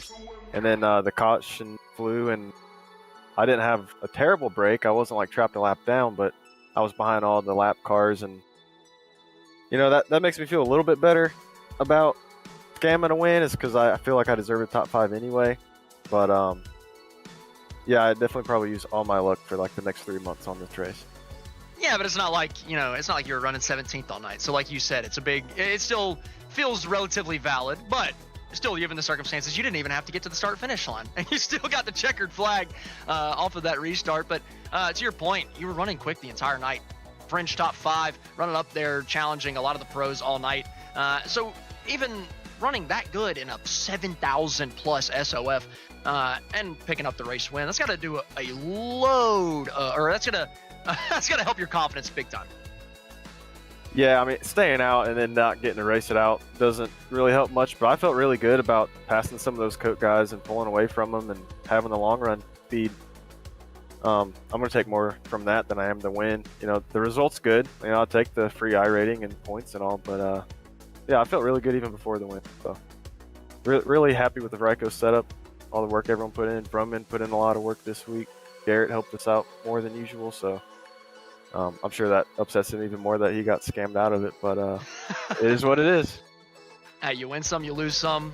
Live and die by the strategy. Tonight, you lived by it, so congratulations on bringing it home with the checkered flag. But just kind of speaking to us about the setup and the work that y'all put in this week to be able to put this fast of a piece out on the racetrack.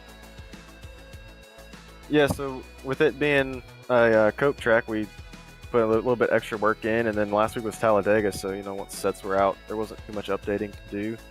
So we started early. We were on it hard all week. Well, Jacob, big congratulations to the entire Ryco team tonight for the 1-2 finish here in a crazy high SOF. One of you guys dominated the entire thing, and another one of you walked away with the checkered flag, and you all ran really good tonight. So big congratulations to the entire team, and a big congratulations to you for bringing home the checkered flag. Yeah, we all appreciate it. Appreciate the broadcast. Well, we appreciate you, Jacob, for putting on a good show out there for us every single week. That was our race winner, Jacob Schneider, bringing home the checkered flag here tonight in the Ryco Performance Monday Night Top Split A Open. Stick with us. We're going to be right back in about 10, 15 minutes for the B Open race, also from Dover, just around the corner.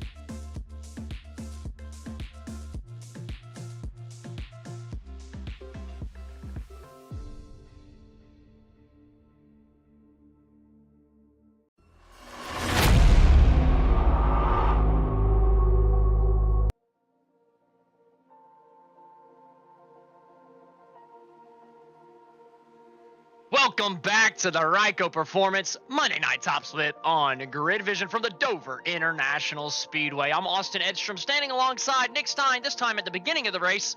And as always, Austin Derbyshire is behind the production booth, giving you some fantastic camera angles throughout the entire course of tonight's event.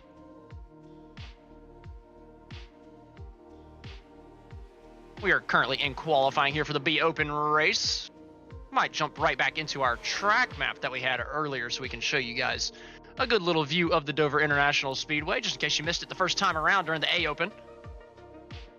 Zooming in down into Dover, Delaware. This beautiful 1 mile concrete oval. Nick, where does this track rank for you on the NASCAR list? Would you put this top 5, top 10? Where are you thinking? Okay, if we're going before next gen, easily top 5, but Yep. Post next gen, this track has not been very good. It's always been a fun track in my opinion, but the next gen just for whatever reason does not race good here. Yeah, I mean, then we get into cars. Yeah, the Xfinity cars, they race pretty decently here. So if we're talking purely Xfinity, yeah, I'd go ahead and put it top 5 probably. But top 3 here, keys to the race. Gonna go ahead and get into those real quick. You gotta watch the exits of the corners here. I mean, this is gonna be similar to what we had in the A Open races. Just watch the exits of the corners, because if you're too wide, even 3 wide, like we saw a couple of times in the A Open race, the exit can get kind of tight here. So just be on the lookout for that. And then secondly, save tire. It's Dover. It's concrete. It sucks. You're going to wear your tires out no matter what. But if you can save them a little bit better than some other people, then you got a pretty good chance of, coming out on top of this one. And then be careful of your pit road speed, 35 miles an hour. We saw in the A Open race, people getting in too hot, looping it, hit the sand barrels there at the entrance of pit road, and bringing out the one and only caution of the A Open. So watch your pit road speed, because, yeah. We had 2 options. So I have to point it out every single time you're wrong. It's Hey, you're just beating onto my bad day because they just took away the tying goal from the Dallas Stars, and I'm very sad. That's what I like to hear. But we're gonna move into our broadcast picks as Nick Stein starts crying. Oh boy! But first up, I'm gonna pick Justin Levine. That's my boss man right there. I think he's gonna bring home the checker flag in that one machine. I'm going to go ahead and take the 14 to John Vanderwall. I think he's got a pretty good car under him. He's been really consistent over the last few races, so I think he can pull it out tonight. And then our good old producer choosing the number 2 there. I believe that is Andrew Navarro. Yep, in the 3rd place spot. At least he's starting in the 3rd place spot currently. Still 1 minute left in qualifying. So I think that gives us plenty of time to maybe jump into our schedule for the upcoming week to kind of give everybody an idea of what's going to be coming up on the grid.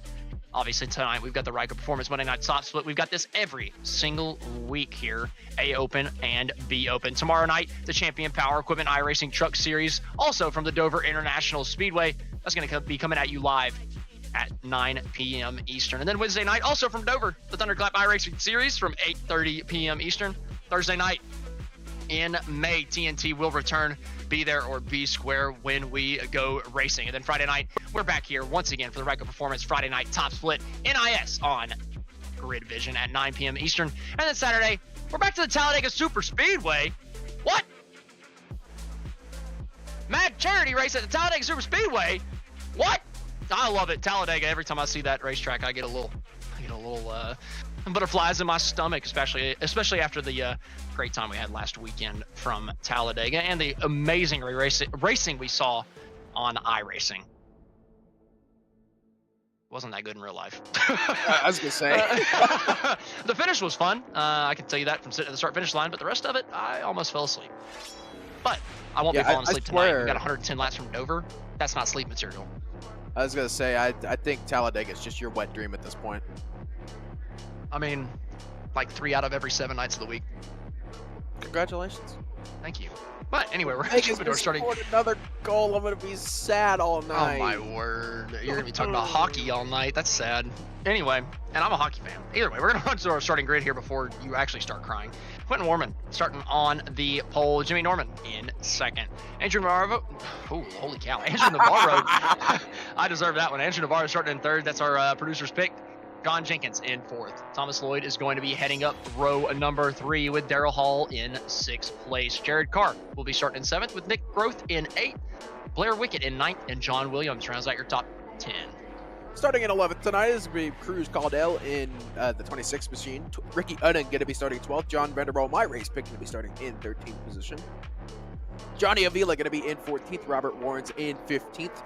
Ethan Lane, 16th. Nuno Maya going to be in 17th position. Alex Weaver in 18th. Curtis Sawyer, 19th. And Justin Levine rounding out your top 20. 21st is going to be EJ Luna with Brandon McKissick lining up by his side on the outside. Jared Mogard starting in 23rd with Cameron Sarton in 24th. Julian Valadez starts in 25th with Dylan Murcott in the 26th place position. 27th is going to be Jonathan Dart, and rounding out our 28 car field is going to be Josh Jean. Just a 10-lap shorter race than our A Open not too long ago. The A Open went by relatively quick, though, for 120-lap races. We only had the 2 cautions. I'm honestly kind of expecting something similar here. I think we're going to only have a 1, 2, 3 caution race, and we're going to be mostly clean and green. Yeah, I was getting ready to ask that question. Are we expecting kind of the craziness we saw in terms of the racing product with this one? I know the Xfinity cars, you got to really let them roll, whereas with the Cup car, you can kind of just throw it in there. But do you expect similar racing to what we saw in that A Open race? I do, to an extent, especially the first 15 laps. I think we're going to see a lot of tire. I can't talk now in the B Open. You've given me the stutter bug. But yeah, through the B Open, I feel like we're going to see a lot of guys kind of ride the bottom like we saw in the A Open for the first 10, 15, 20 laps. And after that, I think we're going to start seeing people search around, really start making passes. And I think it's going to be easier to make those passes than what we saw in the A Open, because the dirty air is just not quite as bad here in the Xfinity car. Yeah, it is definitely a lot less in this car, so that's definitely good for the racing product. But, you know, I'm not going to lie, these SOF B Open races have definitely been the more lackluster of the races this season, and I don't think you can really deny that, Austin. Yeah, I can't. Talladega was a little bit of a bummer. You know, we had such an unbelievable A Open race, and so it was just kind of impossible for the B Open to follow. But here at Dover, I feel like the Xfinity car puts on a good show, and it's really all in the driver's hands. And like I said, I think it's easier to pass, so I think we're going to see some good racing throughout the field. Quentin Warman going to be the one to lead us down to the green flag into the restart zone. Just waiting on Barney the flag man to drop their green flag, and Quentin Warman is to the gas and to the start-finish line, and we are green in the Ryco Performance B Open. Already got some moves going towards the inside. The 65 a little bit further back. Thought about going to the inside 3 wide on the initial start there. Thought better of it. Jared Carr deciding to check up. Going down into turn 1, and he's going to lose a couple of positions there, mainly to John Jenkins. Yeah, Norman losing out here on the outside, though, for P2. Also with Andrew Navarro on the inside. Navarro got a good jump from that 3rd place spot, and that outside groove just didn't go. Big block from Norman down to the bottom on Lloyd, protecting that 3rd place position, just trying to get back in line as they're single file through the top 6. Single file throughout the top 6 here, and things not really kicking off like we saw as Cruz Caldell is now going to make a move on Daryl Han for that 7th position, or excuse me, that 8th position, as Cruz Caldell is definitely starting to pick up the pace a little bit, maybe pushing a little bit harder than these guys who are just trying to save a little bit.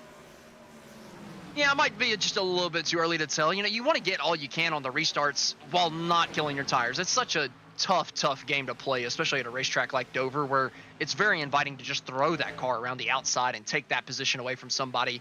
But you do have to hang on to that right front tire. One thing I love about these B cars, though, and what I think is going to make for an absolutely excellent race here tonight, you can lean on that right rear tire. You can come out of the corner and have a little bit of wheel into it and not die coming out of the corner. So I'm hopeful to see some good kind of power slides coming out of the corner almost. It'll almost look like that. Oh, man, a little bit of door contact getting down into turn number 3. A little aggressive here early. Yeah, 25 car there, not wasting any time there. Excuse me, that's the 15. I believe that is Nick Groth there to the inside of Robert Warren. So these guys not really taking any means of calmness into this race, is, you know, door banging down at the 3. I don't think these guys are saving. I think these guys really want this 11th position. Yeah, I mean, they're racing like they really want it. Warren's, Groth, side by side coming out of turn number 4. Not quite too tight between the two, as they're giving each other a little bit more space than we saw last time by. Warren's on the outside, just trying to hang on, trying to keep that position, get back down to the bottom so he can continue to save tires. Yeah, saving tires is definitely going to be the name of the game here, especially with the Xfinity car, because, you know, this car is all about letting it roll, as I've mentioned a couple of times already tonight. So I think that once these guys actually start to settle down into their positions for the race, I think we're going to start to see a lot of tire saving. I mean, we're already 7 laps into this race out of 110. Things really just single file throughout the field. Like, we really haven't seen anyone really pop out of the line. Oh, as Curtis Sawyer and Alex Weaver got into bars there, going down into 3. Actually, that was Brandon McKissick and Alex Weaver getting into a little bit of contact there. Yeah, McKissick ends up being the victor out of that little scrum. We're going to get a replay, kind of see what happened coming out of turn number 4 here. Looking at him coming out of turn 2, down the back straightaway first. Coming down into turn 3, just a little late, just diving it in down to the bottom. Good job by the 29 not to wreck that thing. That's a pretty, I know that's not heavy contact, but you get hit in the left rear as the car's loading down into the corner. It only takes a feather touch to send that thing around.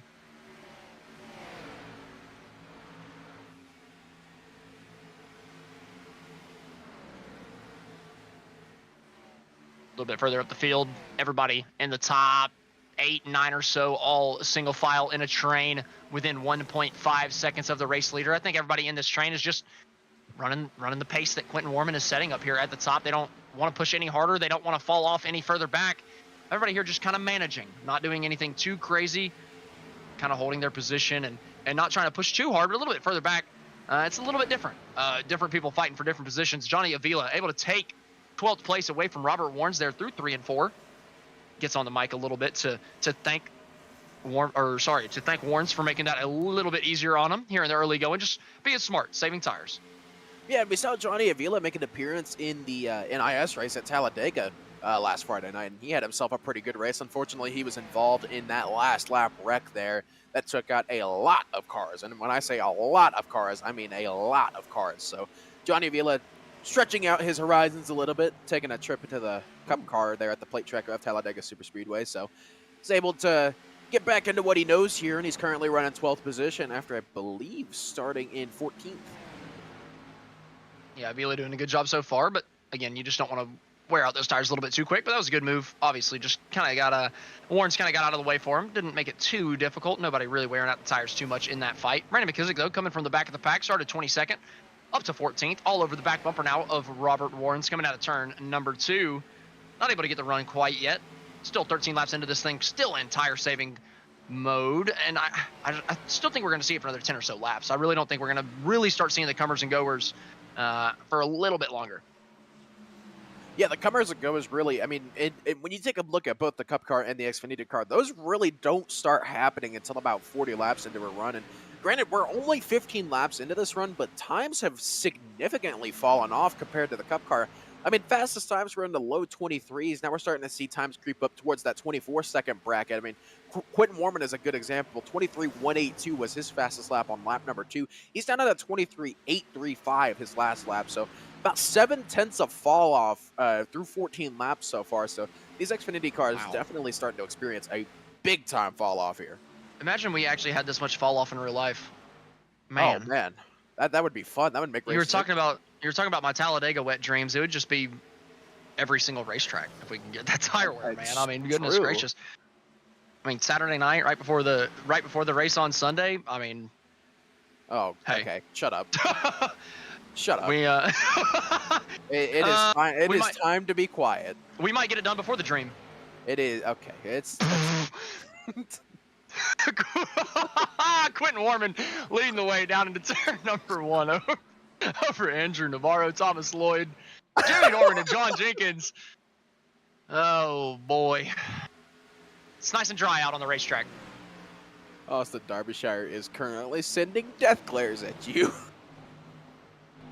I don't know. I don't think that they can make it from Canada to Alabama. Debatable.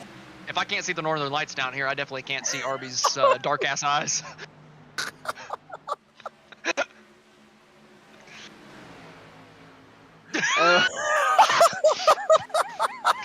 And our producer apparently wasn't paying attention for the last 2 minutes. For the last 2 minutes, he goes, "I have not been paying attention." Oh boy! He was focusing on action. I'm focusing on this Dallas Stars game that they still are down 2-0 in. We definitely start evolving once the B Open comes around a little bit. But that just means that the commentary is a little bit more fun in the second half of the Ryco Performance Monday Night Top Split week in and week out. Looking down into turn number 3, a little bit further back in the pack. And I say that, but our top 9 that was single file all within a second and a half has now spread themselves out to a little over 3 seconds, or just about 3 seconds between everybody, and it's starting to spread. We're starting to see that tire wear come into play. Everybody that was stuck in the dirty air of Quentin Warman, stuck in the dirty air of Andrew Navarro, Thomas Lloyd, all those guys have really started falling off. But the top three still look at least somewhat even. Quentin Warman is definitely a little bit quicker than the 2 behind him at this current stage, though.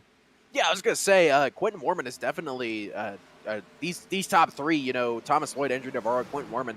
It's been more of them pulling away from the likes of Jimmy Norman, John Jenkins, Jared Carr, than those 3 kind of falling off. I mean, Jimmy Norman, John Jenkins, they've been kind of running the similar lap times, but it's just Thomas Lloyd and Andrew Navarro have really started to pick up the lap times. I mean, they're at 22.2s, 22.3s, or excuse me, 24.2s, 24.3s, compared to the 24.4s and 24.5s for John Jenkins and Jimmy Norman.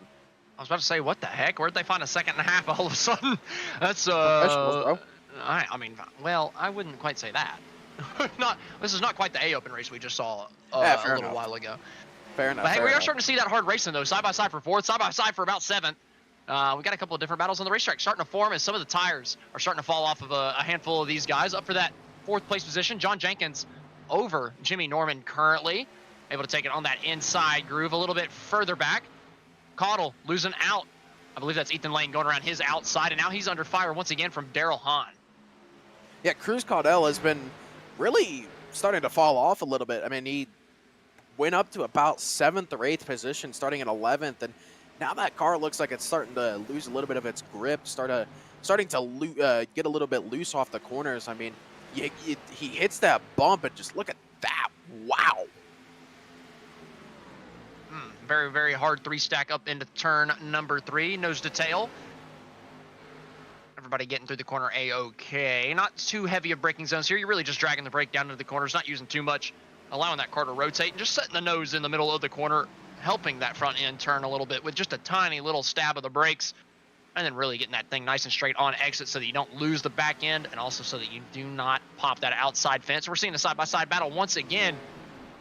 Ethan Lane is really trying to move forward, man. John Williams under fire now for P8. Ethan Lane on the inside, very close to contact coming out of turn 4. I was gonna say, these two are really starting to pick up their aggression levels, and you know that's a big time part of the Xfinity car, is that once the tires start to wear, you can really start to get a little bit start moving around a little bit with the lines. I mean, we saw that in the A Open race as well.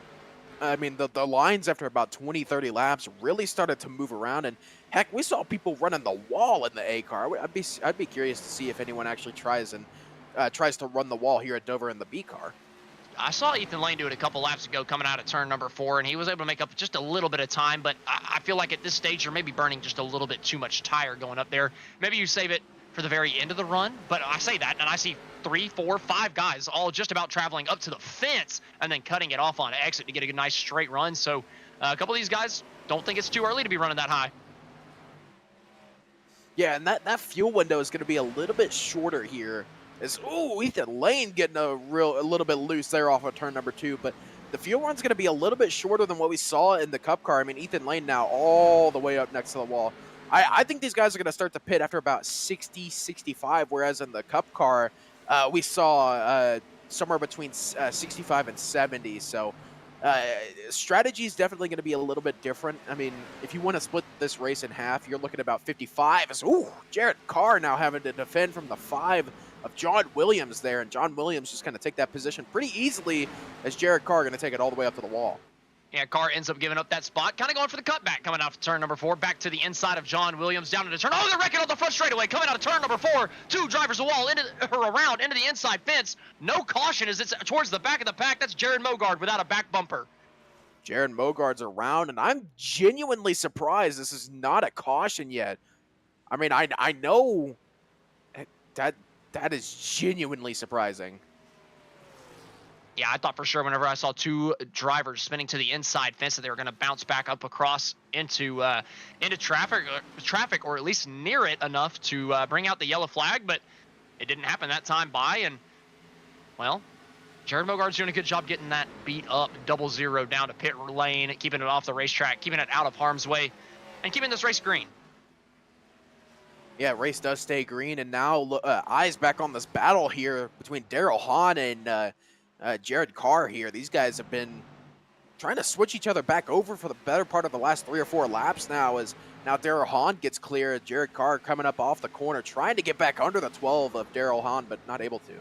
Yeah, we're going to try to get a replay of you for you guys here pretty soon of Jared Bogart. Here we go. Replay coming at you to figure out what happened. Coming out at turn number 4, the 24. And Jared Bogart side by side coming out. Ooh. Not sure who's in the 24, but they just come together coming out of the corner. Well, the 24 does a hell of a job saving it, and that's why we didn't have a caution. I'm still surprised that wasn't a caution with Bogart spinning like that. I mean, there was multiple times where over half his car was still on the racing surface there. I mean, I'm kind of happy that the caution doesn't come out there because it allows us to keep this great racing going. Oh man, a couple of cars loose. Caudell was really loose. Cruz Caudell was almost sideways off of 4 there. Yeah, now he's stuck in a side-by-side battle. Robert Warren's coming back on the outside. Warren's wasn't doing too hot at the beginning. Maybe the tire's starting to come to him a little bit on the end of this run on the outside of Caudell after Caudell made that mistake coming out of 4 last time. This time pinched down on the inside of the racetrack. Does he do it again? Hits the apron actually. Almost comes up into Warren's. Goodness gracious. Another nervy moment there for the 26. Luckily for him, 2 laps in a row, he's able to save that thing. You know, you mentioned last race name dropping me in a diss track when it comes to the stutter bug. What if I name dropped you, huh? Go ahead, buddy. How would that make you feel? I would feel so good. Okay, I am moving on. Oh man, Avila just got put in the fence by Caudell. 3 laps in a row. The 26 has had issues out of turn number 4, struggling on the inside line. The 26 has used up those tires in the early going. And now Justin Levine works his way around the 26 at Caudell there. Now it's going to be Alex Weaver trying to work his way around that 26. We'll see if he's able to get it going here. But that 26 is just, Weaver gets a little bit loose there. But Caudell actually somewhat keeps the car somewhat straight there. You sound surprised. Did I? A little bit. A little bit, yeah. I mean, he did make a mistake 3 times in a row out of that corner, so I think it's fair to be somewhat surprised, but it sounded a little harsh. I'm just a harsh person. What can I say? Fair. Drop the diss track. All right, bet. Recording it tonight. All right. You probably won't because you'll be crying about the Dallas Stars losing. Hey, they brought it back within 1. It's 2-1 now. 2 minutes, 12 seconds left in the first. Guess who was losing with 5 minutes left and just won the game? Congratulations. Nobody cares about the Hurricanes. Hey, I do. NASCAR country cares, buddy. We're from North Carolina. Aren't you from Alabama? Well, I'm talking. Yeah. But you know, NASCAR, Charlotte, Raleigh, same city, or not same city, same. Not state, even. You know. Okay. Same Shut state. up. Obviously, Shut I up meant same while you're state. ahead. Obviously, I meant same state. No, you did not. Shut up while you're ahead. Okay. Diss track going out tonight. Check my YouTube. I hope. Check my SoundCloud. Oh boy. Thomas Lloyd has gotten around Andrew Navarro for that second place position. Navarro's starting to struggle a little bit. John Jenkins doing a really good job coming back, saving the tires really well through the first stage of this race. Coming up to this battle for second. I think he had dropped a good ways off of the back bumper of these two, and he's clawed his way right back into the fight for the podium positions. John Jenkins with a really good job coming out of turn number 4, looking to be a little bit quicker than these two in front of him. Yeah, John Jenkins is definitely putting himself in a good position here. I mean, he's realistically got a really good shot. Oh, caution on the racetrack. Who in the world has spun it? Oh, man, big issues hello. through turns 3 and 4, double 43 drama. What in the world did that front bumper just do, and why? Why? Why? Why? Why a lot? Why? Why your head shape funny?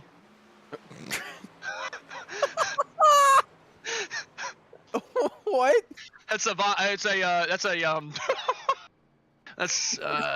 was it? World Star from back whenever I was in high school. Somebody from my area made it World Star, or made it on there. He said, "Why your eyebrows flicked it is bad word," and some other stuff, and it was so funny. Like, it's just a running meme. There's the context. You didn't need it, but it happened. And there's the 43s. Big contact. My word, what's up with the 43 hitting head on at the outside wall the last 2 days? Jeez. Wow. 43 on 43 violence. They're almost on lap 43, funnily enough. Too bad they weren't 69. That would be double nice. Jesus. Man, ends up being a big impact there for the 43. The 43 though really didn't take too much damage. Anyone keeping up with this Golden Knights Stars game? This thing is just kicked off. And we're in gonna the go to last 2 commercial minutes. before Nick Stein can talk to you about hockey. Stay with us. Wow. We'll be right back.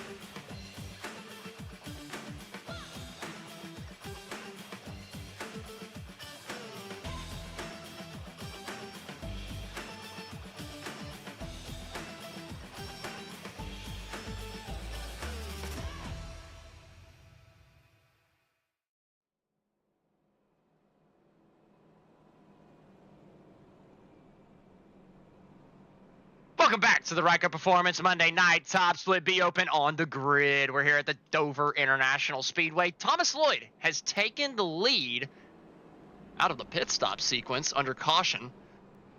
Still have one more lap of pacing at sea. Oh, excuse me. It seems we have somebody stopping on the racetrack, so we've had to extend our caution period here. Or everybody was just lined up 2 by 2 and they faked out our producer, so we came back from commercial earlier. I'm not quite sure. Something happened. We'll just put it to that. Exactly. And we have no idea because we are Fox. No, we're just idiots. Oh. We don't have that budget or get paid that much. And we don't suck as bad. That's true. I mean, we're definitely like B minus C plus. Fox is a solid D minus. Well, to be fair, their broadcast booth has gotten better because Kevin Harvick does a great job, but their producer's an idiot. Here's the funny thing. Their producer has been producing cup races since 2001. Well, you know, So there's no way it's his fault. it is because sometimes whenever you get old, you just lose your touch. You forget what's hip, you forget what's cool, and you just don't know what the young people like. Wow. And unfortunately, he's just too freaking old. He doesn't get it. That is He's lost his touch. People lose their touch all the wild. time. People lose their touch all the time. That's all I'm saying. That is insane. If you're hearing me, Artie Kempner, I would wish you a happy retirement. If you would just please step down. Please. For the love of God. Anyway, back to the green flag here. Thomas Lloyd lead us back down to the green. Quentin Warman on the outside. Lloyd with the lead for the first time tonight. First laps that anybody other than Quentin Warman has led tonight. Setting up for a almost Garrett Mates-esque race here. You know, Quentin Warman leading the entire race, and we're going to have another late caution, and Quentin Warman's going to get scammed out of a win, calling it. Well, to be fair, he's losing right now, so he's got to get past that 10 car. This time he's got to be stuck in the dirty air, right? So Warman last time was out front the entire time. Did he save tires that well because he was in the clean air and he could afford to? And now that he's stuck in the dirty air, is he going to struggle? And Lloyd will save tires better? I'm intrigued to find out the difference between these two Ryco machines up front.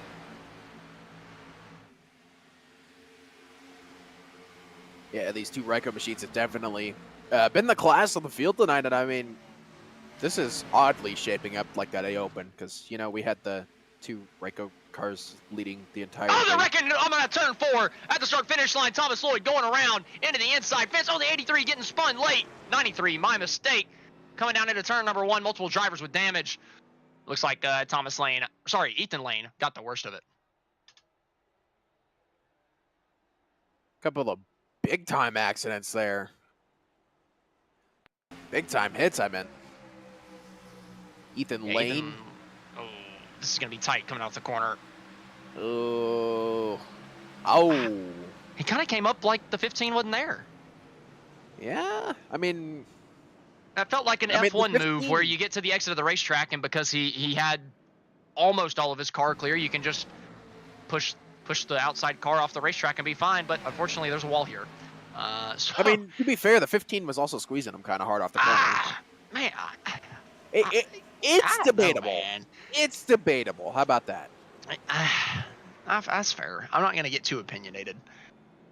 But I don't know. I just so we're not going to pull a Texas and literally try to murder each other in the booth. I'm saving all my opinions about Fox, or I'm leaving all my very opinionated opinions about to Fox. Congratulations, you've actually gotten better. Yeah, I only talk crap about things that deserve to be talked crap about. Justin Levine getting through. I typically talk crap about him. He gets through on the outside. Pretty decent. Good job from Levine. So is this why you talk crap about me all the time? Yeah.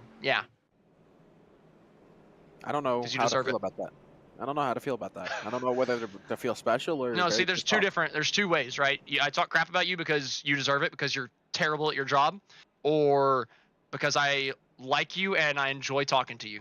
It's a very... If I'm not making fun of you, it's one of the in-between, and if I am making fun of you, you got to figure out if I really like you or really hate you. Artie Kempner, I hate you. I am even more confused now. I don't know what to think. Good. I'm gonna go process these feelings. Go process your Stars losing. They're not losing. They are losing now, but it's the end of the first period. So yeah, it sounds like they're losing. It's 3-2. Still 2 periods to go. That is losing. I hate you. Darby, ain't no way you just said that when the Stars have the best goaltender in the league. What are you on? Must not be a good goaltender if he's let in 3 goals in the first period. This is my 13th and 14th reasons, people. Imagine being...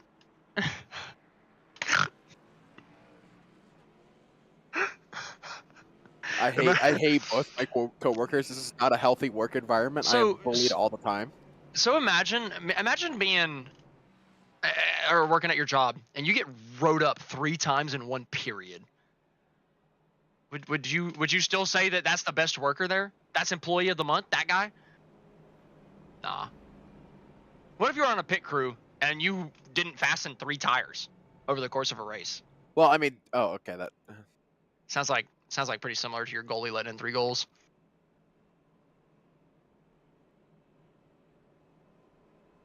Somebody's hurt. He can't even talk back. He's hurt. Or his internet's out. I can't really tell which.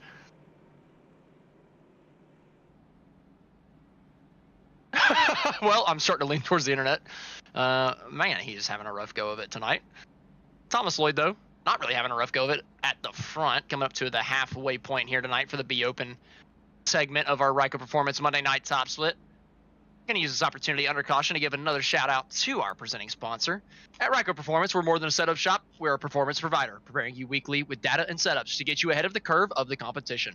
Whether you're a seasoned sim racer or a weekend warrior, our cutting-edge data packs and one-on-one coaching sessions are tailor-made to push the limits of yourself and your virtual race car, giving you the winning edge that you crave. Why should you choose Ryco? Well, we have expert craftsmanship by a team of seasoned builders, cutting-edge performance enhancements tailored to your vehicle, and we have unrivaled coaching and reliability to handle the most demanding circuits on the iRacing platform. For more information, visit us at ryco-motorsports.com, where we build champions and deliver results. Big thank you again to Ryco Performance for sponsoring tonight's races to allow us to put on this show. Maybe they should fork over a little bit more money so that Nick can get a good router. That poor guy is having a tough go of it today. I might fork over some money for the guy at this point. My goodness, he's leaving me high and dry. 4 times tonight? Come on, that's too many.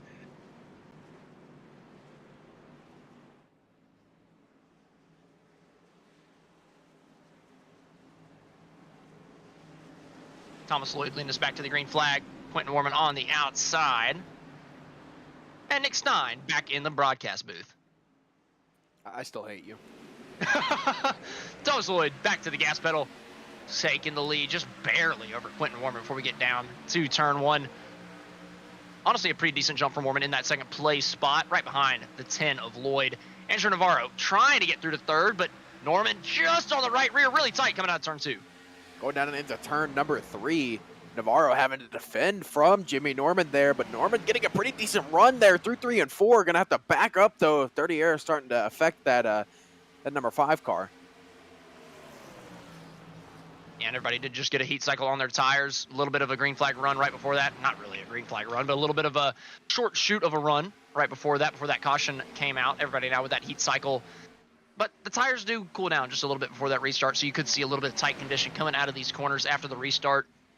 Justin Levine on the outside there trying to make up some positions. But these guys got to be careful, right? This is probably going to be the longest run of the race if it runs green, so you got to think save heavy at the beginning in terms of the tires so that you can be somewhat decent at the end and challenge. Yeah, I was going to say, these guys should be able to make it to the end from here. I mean, we're literally just about to cross the halfway mark of this race. Lap 55 out of 110 here, so these guys theoretically should be able to make it to the end on both tires and fuel, so I would expect a lot of saving action here just by these guys. I mean, I'm sitting here saying that, and these guys are running their fastest laps of the race. I mean, Thomas Lloyd at 23.068, Quentin Warman as Warman making a move to the inside. Warman trying to get it done, trying to get that position back, very tight coming out of turn number 4 between the two Ryco teammates. Warman trying to get that lead back after he lost it under the pit sequence. Thomas Lloyd, though, not willing to give it up on the outside. These guys definitely running each other harder than they ran that entire first run with them still side by side. Warman loses out currently, but still to that left rear quarter panel. Thomas Lloyd now has the position going down into turn number 4 and coming up off the corner. Looks like Warman's going to go ahead and give that battle up just for now. But wouldn't be surprised to see that 84 come back here later in this event as Thomas Lloyd now starts to pull out a little bit of the lead. And don't look now, here comes Andrew Navarro looking to get in on this battle. Yeah, the guy that's really licking his chops, seeing those two racing in front of him, is Andrew Navarro. Anytime that they're side by side in front of him, burning up tires, that number 2 right behind him is smiling ear to ear, just thinking, yeah, do that a couple more times. Wear out that right front. Just let me roll through the center of the corner a little bit better than you guys at the end of this run. And currently, Warman still, I do not think is content with running in second place, all over the back bumper of the 10 and back to the inside. Going down into turn number 3, Quentin Warman sends it down to the inside, almost gets clear of the 10 of Thomas Lloyd, but coming up off the corner, Thomas Lloyd going to fight back once again. On the outside, give that lap to Thomas Lloyd by 38 thousandths of a second at the line. Now, Warman having to fight back on that inside again.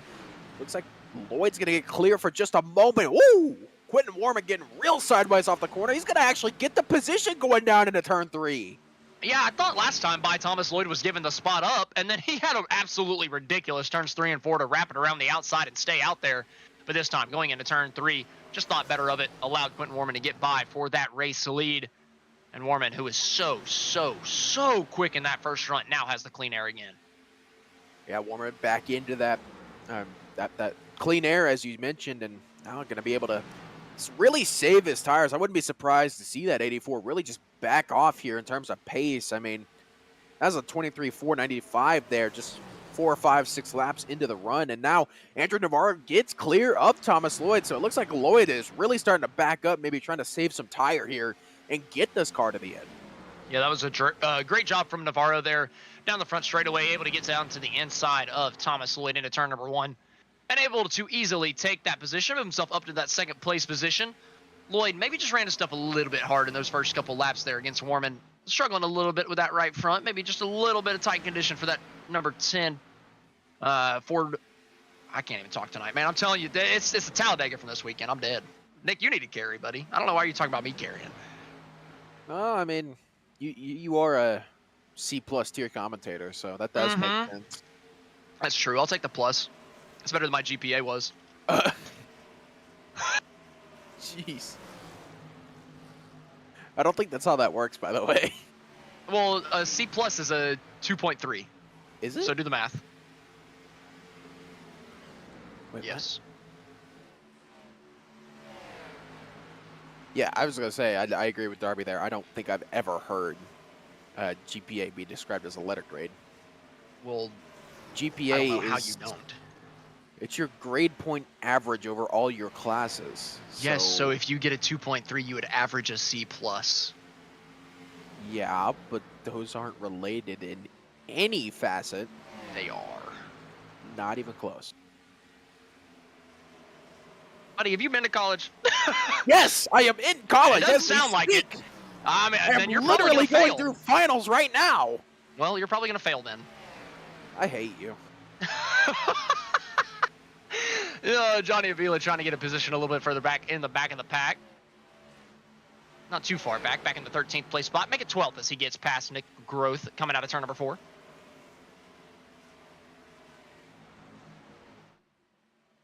You know, I should just pretend my internet went out for the rest of the night and make you call the rest of this race as punishment for that. I mean, I'm right and you're wrong, so I am. just You're not right. Buddy, what GPA do you get for one class if you make an A? In that class, what's your GPA? It's a 4. Therefore, they're related. You can reverse it. There you go. Quentin Warman, though, not reversing it. He's flying at full speed down the back straightaway. Andrew Navarro hot on his heels. Thomas Lloyd backing up that pack just a little bit. Maybe saving tires back here. 3rd, 4th, 5th, 6th. Just kind of falling off the front, too. But we're not too far into this run, so perhaps they're just thinking better of their tires than they did the last time around. Yeah, maybe they got a higher GPA than Nick Stein, so they're actually saving tires. I had a 3.3 GPA, so. I had a 2.0. Congratulations, you just barely passed. Exactly. I did not try. How did you get into college with a 2.0 GPA? I didn't. I got in with a 3.9 in high school. I never studied, and then I didn't know how to study in college. I was gonna say I got into. It was fun. Got into Texas Tech with a 3.0, and I didn't study either. So. How did you get into Texas Tech with a 3.0? Figured they needed a Texas lot higher Tech than was that. a party school. Oh. Well, you hear tech and you think that they're good at something. Techie, not drinky. They are pretty good at baseball this year. I mean, That's not techie either. That's a bunch of dudes hitting a ball around in the most boring sport known to mankind with a bunch of dudes drinking beer in the outfield. Damn right. I am damn right on that one. You are right. I mean, that's a Awful, perfect Friday awful night if I'm sport. saying. Uh-uh. That is a great Friday night. What are you talking about, bro? You can only watch baseball if you're wasted. Baseball's actually a good sport. Or if you're a kid and you don't realize that it sucks yet. You're just not cultured. You're just not cultured. I was a kid and loved it, but then I grew up. Baseball's awesome. I'm probably in the It's minority a here. miracle. It'll be a miracle if we both get to Talladega and don't immediately start fist fighting each other. I would love that. Friday night they do mud wrestling. Oh yeah, we'll go down to Where- Talladega Boulevard and just immediately start Yeah. fighting each other. Bumping down into turn number 3 as we're joking around about mud wrestling. Mud wrestling in the booth. Real wrestling on the racetrack with race cars. My word. Oh man, for about the 6th place position here. Blair Wicket got cut off big time there. That's the 5th place spot that Wickett's getting by Norman for. Is that Norman? I thought that was Brandon McKissick. That is not Brandon McKissick. He's in front of this battle. Speaking of, where did Brandon McKissick come from? Oh, is Norman going to get big time loose off a 4 there? Got a little John help from John Williams. Williams. Wow. Oh, and he's going to party! He paid him back. He paid him back. John Williams goes spinning through turn 2. Collects the 7. Big accident through 1 and 2. That was definitely payback. Oh, we're going to have to keep our eyes on this. This is definitely going to lead to some beef between these two. We have the beef. We have got beef! I'm not Look at this beef on the racetrack. The 63 beefs it up into the left rear of John Williams. Oh boy, Justin Levine does a good job getting by on the inside, but that does collect somebody else further back. I couldn't quite tell who it was. It might have been John Jenkins. John was having a good race before that caution flag, and it's all unraveled here. Yeah, I believe it was John Jenkins that was involved in that, but that was very iffy. As in the punishment did not fit the crime. Yeah, it was maybe a little harsh. I feel like he could have just he could have bump and run them. Like, he could have just moved him up instead of hitting him on the left rear. The left rear is a guaranteed spin. Oh, the 12 got into it too. Couldn't get checked up in time. Actually, John Williams did a hell of a job saving that thing. It actually keeps himself probably pretty close to Jimmy Norman, the one that spun him. So after this pit stop, we could see this might not be over between those two. Yeah, for sure. And I want to get a look at what originally set that off. I mean, like I said, that was a punishment that did not fit the crime for the 5 of John Williams there. Like, the 12 just did not get checked up either. That was so weird from the 12. I feel like he had a lot of time to see that.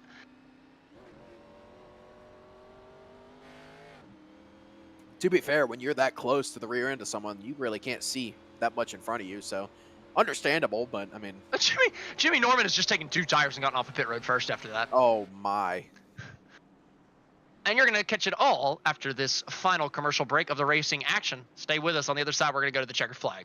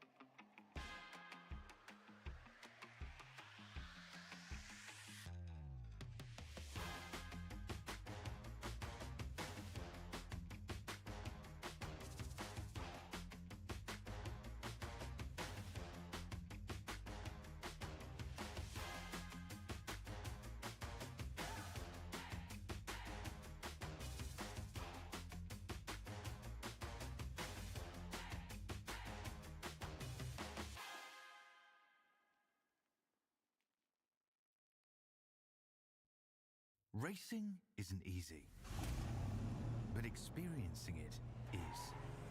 iRacing puts you in the driver's seat with the industry's leading sim racing game. Welcome back to the Ryco Performance Monday Night Top Split on the grid. The B Open race. Here we got 31 laps to go, coming to the green flag. Quentin Warman back in the lead. The 2-tire fire ended up not being the case. Came back down pit road. Jimmy Norman did in the 5, so he's going to be starting a little bit further back. But Quentin Warman back up in the race lead. Andrew Navarro on the outside, coming to the green flag. Quentin Warman coming down to the restart zone. The green flag is out, and Warman gets a good jump. Andrew Navarro up the racetrack a little bit, opens the door for Thomas Lloyd to squeak through from 3rd place. Going to make it a Ryco 1-2 on the bottom line. Coming through, can Navarro stay on the outside of the 10? Not quite. Going to have to try to duck back in line. Yeah, a lot of wheel spin there for the 2 of Andrew Navarro, which, I mean, he's on fresh tires, so that's a bit surprising to see from Andrew Navarro, but still not something totally unheard of, but still a bit surprising, as now he sets up for a big-time run down the front straightaway to the inside of Thomas Lloyd for 2nd position here through 1 and 2. Looks like, and we got contact further back. Brandon McKissick, and a big-time wreck, as now John Williams is around. John Williams back-to-back coming through turn 2, gets turned this time was not as fortunate as the last. Ended up backing that thing into the inside wall. Gonna have to get a replay. That all started rows in front of him, though, through turns 3 and 4. Blair Wickett, and I believe it was Brandon McKissick getting together here through 1 and 2. Levine getting by on the inside. And, well, 65 just did not get checked up in time for Josh Williams. Josh Williams? John Williams. Oh, my goodness. Hey, man, close enough. Not really.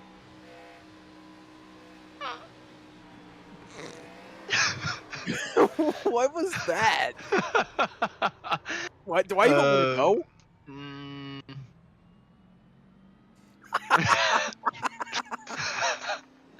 Okay, well, I'm not repeating what the producer just said. That's for sure. Yep, I'm glad. I'm glad his mic's muted. Oh my gosh! Oh, thank goodness he's muted. Yeah, if Darby was speaking right now and people could hear it, I'm pretty sure we would get put on a watch list. No, bro. Have you not been hearing us for the last? Have you not been hearing me every time we call? We're keeping it at least clean. I mean, we were talking about wet dreams earlier. And wet pre-dreams.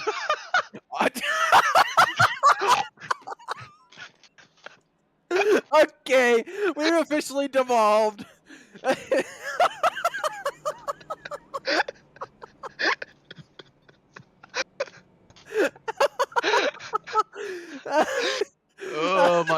Oh my goodness! I hope. Yo, I'm working. Yo, Look! I'm working that into an interview. I'm working that into one of the interviews. These B open races need to be our rated R broadcasts. I mean, it's just, we just get into them, and today's a little bit worse because I'm exhausted. Because you're being bummed. Whenever I'm exhausted, my filter kind of stops working. You know, it's kind of the first thing that goes. So yeah, that's what we're getting tonight. Oh my goodness. Have you ever had a wet nightmare?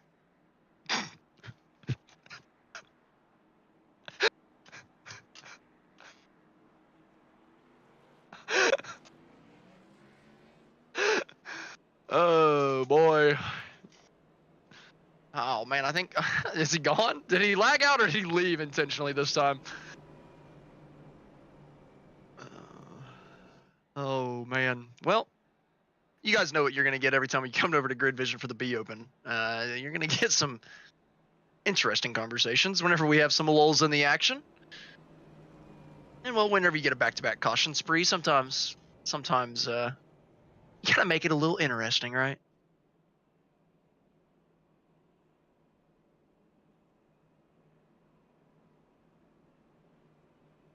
I guess during this time, we can kind of point out a couple of the big movers throughout the race. Justin Levine in that 4th place position started back in 20th. Now in the 2nd row for this restart with a decent opportunity to get a top 5 out of this thing. Brandon McKissick, who was involved in that incident, even though he ended up saving that thing and the real wreck happened behind him, has moved all the way up to the 6th place spot from the 22nd place position on the starting grid. Dylan Murcott from 26th to 10th. I believe those are most of our biggest movers. Everybody a little bit further back has either fallen pretty dramatically throughout the field or stayed relatively close to where they were running. Unfortunately, I did lose my commentator buddy there. I think his old internet did him in.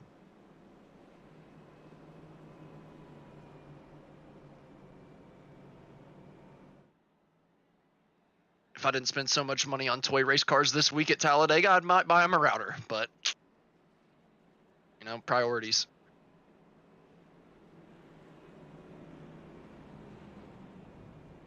Quentin Warman's priority currently is keeping that thing up on the front row, keeping it in the clean air on these restarts. And I mean, honestly, at Dover, the inside groove really has a huge advantage. Honestly, bigger than most other racetracks that we go to, I think. Dover's probably the biggest advantage for the leading car on these restarts. We saw it last time with Navarro getting super loose whenever we went green. What's it going to be this time? Is that outside line going to stack up just as heavy, or can Navarro get a good jump here on Quentin Warman?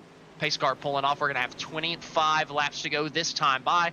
44 on the outside, 84 on the inside. Coming up to the restart zone, Quentin Warman to the gas, and man, that outside line did not go at all. Way worse than the last time. Navarro was able to clear for third last time. This time, he might not even get in line for fourth.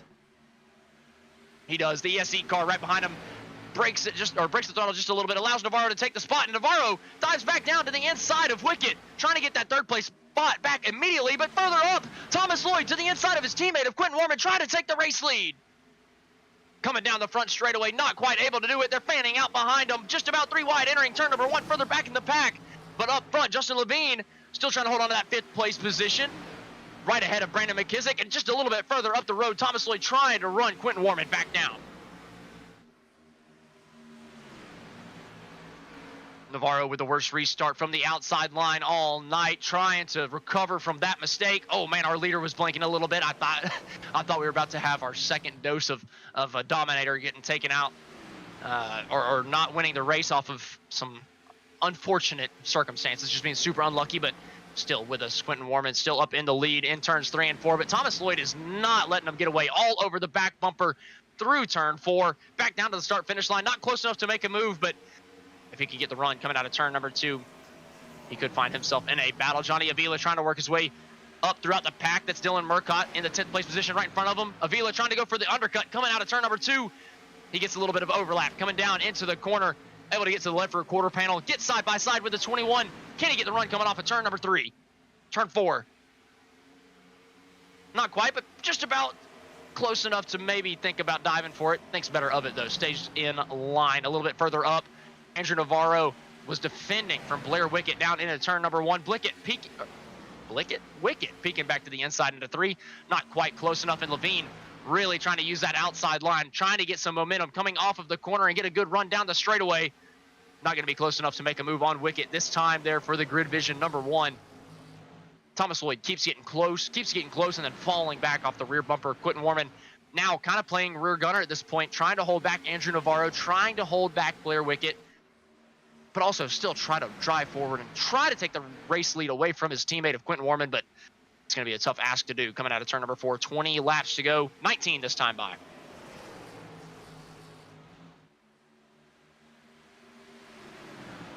Single file through the first 7 positions. First side-by-side battle is going to be, it was Nick Groth there who just got passed by Caudell. I could not find it on iRacing, but Caudell able to get that one done and kind of makes the next side-by-side position right behind him. Dylan Murcott still holding on from Johnny Avila. These guys have been battling lap after lap. Avila on the inside once again, trying to get the better run through turns 1 and 2. Murcott had to lift just a little bit coming out of the corner, just tags the wall. Not quite enough for Avila to clear him, but down into turn number 3. Avila drives it in deep, tries to slide up the racetrack and clear the 21. Cannot quite do it, but coming out of the corner, gets a little bit better run, and he's able to clear Dylan Murcott finally for the spot, and it opens up the door a little bit further back. Alex Weaver now under pressure from Jimmy Norman, who's trying to come back up through the field just about in the left rear of Murcott.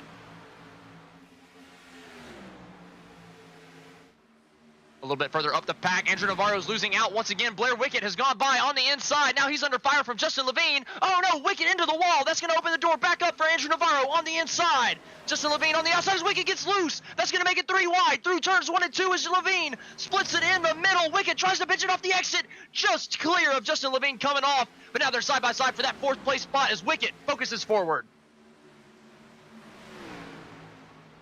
Andrew Navarro's trying to stop the bleeding, but Justin Levine around the outside is going to take the position, and Navarro gets a little squirrely. Brandon McKissick's going to take that spot as well, and Navarro keeps fading back. Tight that time coming out of 2, and now Carr just about thought to look to the inside, but he thinks better of it. Allows Navarro to just catch it. Catch the slide, honestly. He was just falling all the way back to the 6th place spot. Now Carr does look to the inside, and he might be able to take this from Navarro too. What in the world has happened to Andrew Navarro over the course of the last couple laps?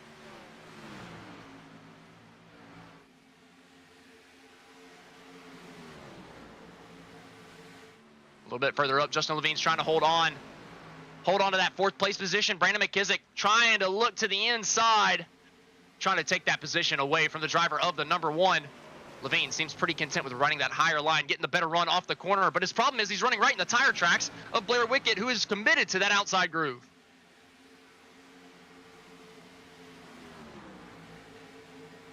Navarro off the wall, and I gotta think that that's the second or third time because I did see some right front damage not too long ago on that machine. Could be why he's sliding back throughout the pack. He gets passed by Caudell in the 26 now, tries to get back down to the inside, but not able to do it. The 26 is just faster. I gotta think Andrew Navarro is hurting with some right front damage. Really close between McKissick and Levine. Coming out of turn number 2, maybe contact. Either way, a little bit of a loose condition out of the 1, but he's able to hold on to the spot for now. They'll be side by side. Coming out of turn number 4, Levine tries to use that run on the outside groove to hold the position. Able to do it out of 4, but McKissick drives it in deep down into turn number 1 as Levine goes all the way up to the fence. He's able to hold the right rear quarter panel coming off of the corner, and he's going to get the slingshot down the back, but he had to lift just a little bit wide for the 1. Going to allow the 53 to stay to his inside. Entering turn number 3, Brandon McKissick. Is this going to be the time that he finally gets by? Yes, it is. Justin Levine gives him the spot, but he might go for the undercut. No, he's just going to bump him down the front straightaway. Playing a little bit of the smart game here, just conceding, holding on to that 5th place position. Trying not to bring Jared Carr and Cruz Cadell into this fight. Further up towards the front of the pack, Quentin Warman has walked away from his teammate Thomas Lloyd. Now just about a second lead that he has over his teammate here. 9 laps to go this time by Blair Wickett's done a great job getting up into that 3rd place spot, fighting his way forward. A little bit further back behind, Andrew Navarro. That's Nick Groff, Alex Weaver, side by side. 9th place on offer for you here. Oh, just about contact coming out of turn number 2. That's going to open up the door for the 63-2. Tries to drive it in deep into turn number 3. Alex Weaver takes the spot from Groth. And now Groth is side by side with the 63 coming out of turn number 4. Oh, the very, very late switchback. I did not think he could fit into that hole. Groth able to make it work on the bottom. Back to the inside of the 29, tight between the two coming out of turn number 4. And now Jimmy Norman with the run on Groth. A little bit of contact into the back bumper. Might stall out the 63, but he still gets to the inside, fighting for that position. Oh, he runs in really, really deep through the corner. Washes the 15 up the racetrack. Honestly, hurts his own exit, and the 15 is able to take the position back.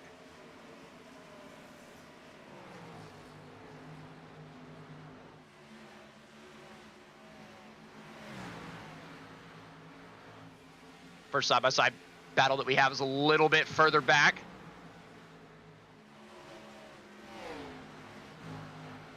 Johnny Avila now we're looking at side-by-side with the 12 of Daryl Hahn. Johnny Avila on the outside trying to make it work, coming to 6 laps to go.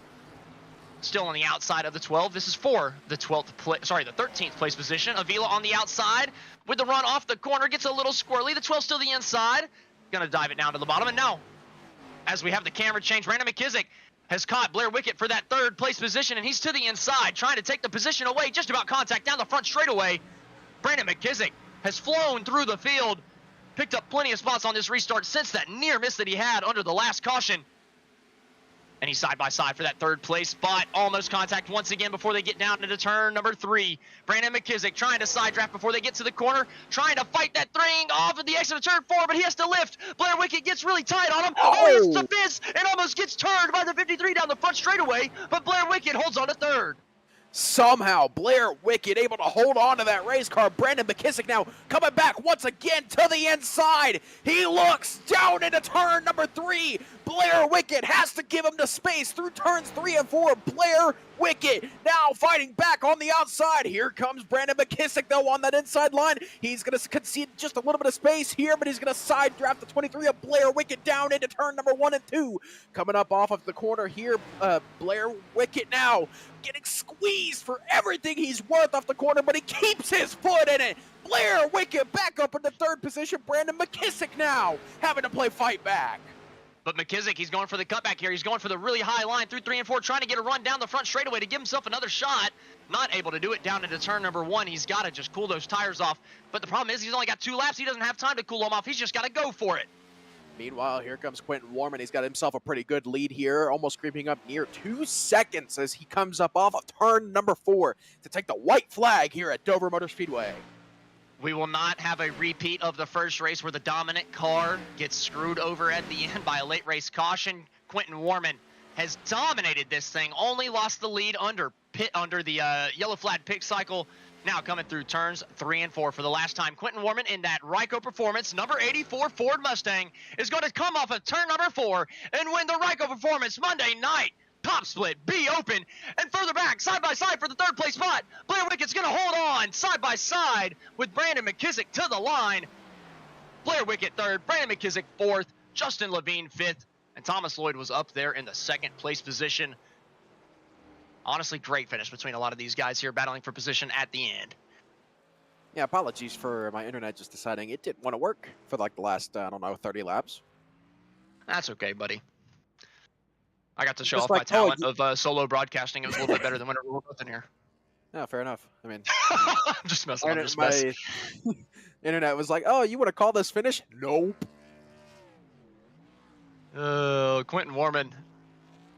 Great drive from the 84 to bring this home and put that 84 in victory lane from the Dover International Speedway. And as he burns it down against the outside fence, we're going to take our final commercial break, and we're going to try to get in touch with a couple of our top 3 finishers.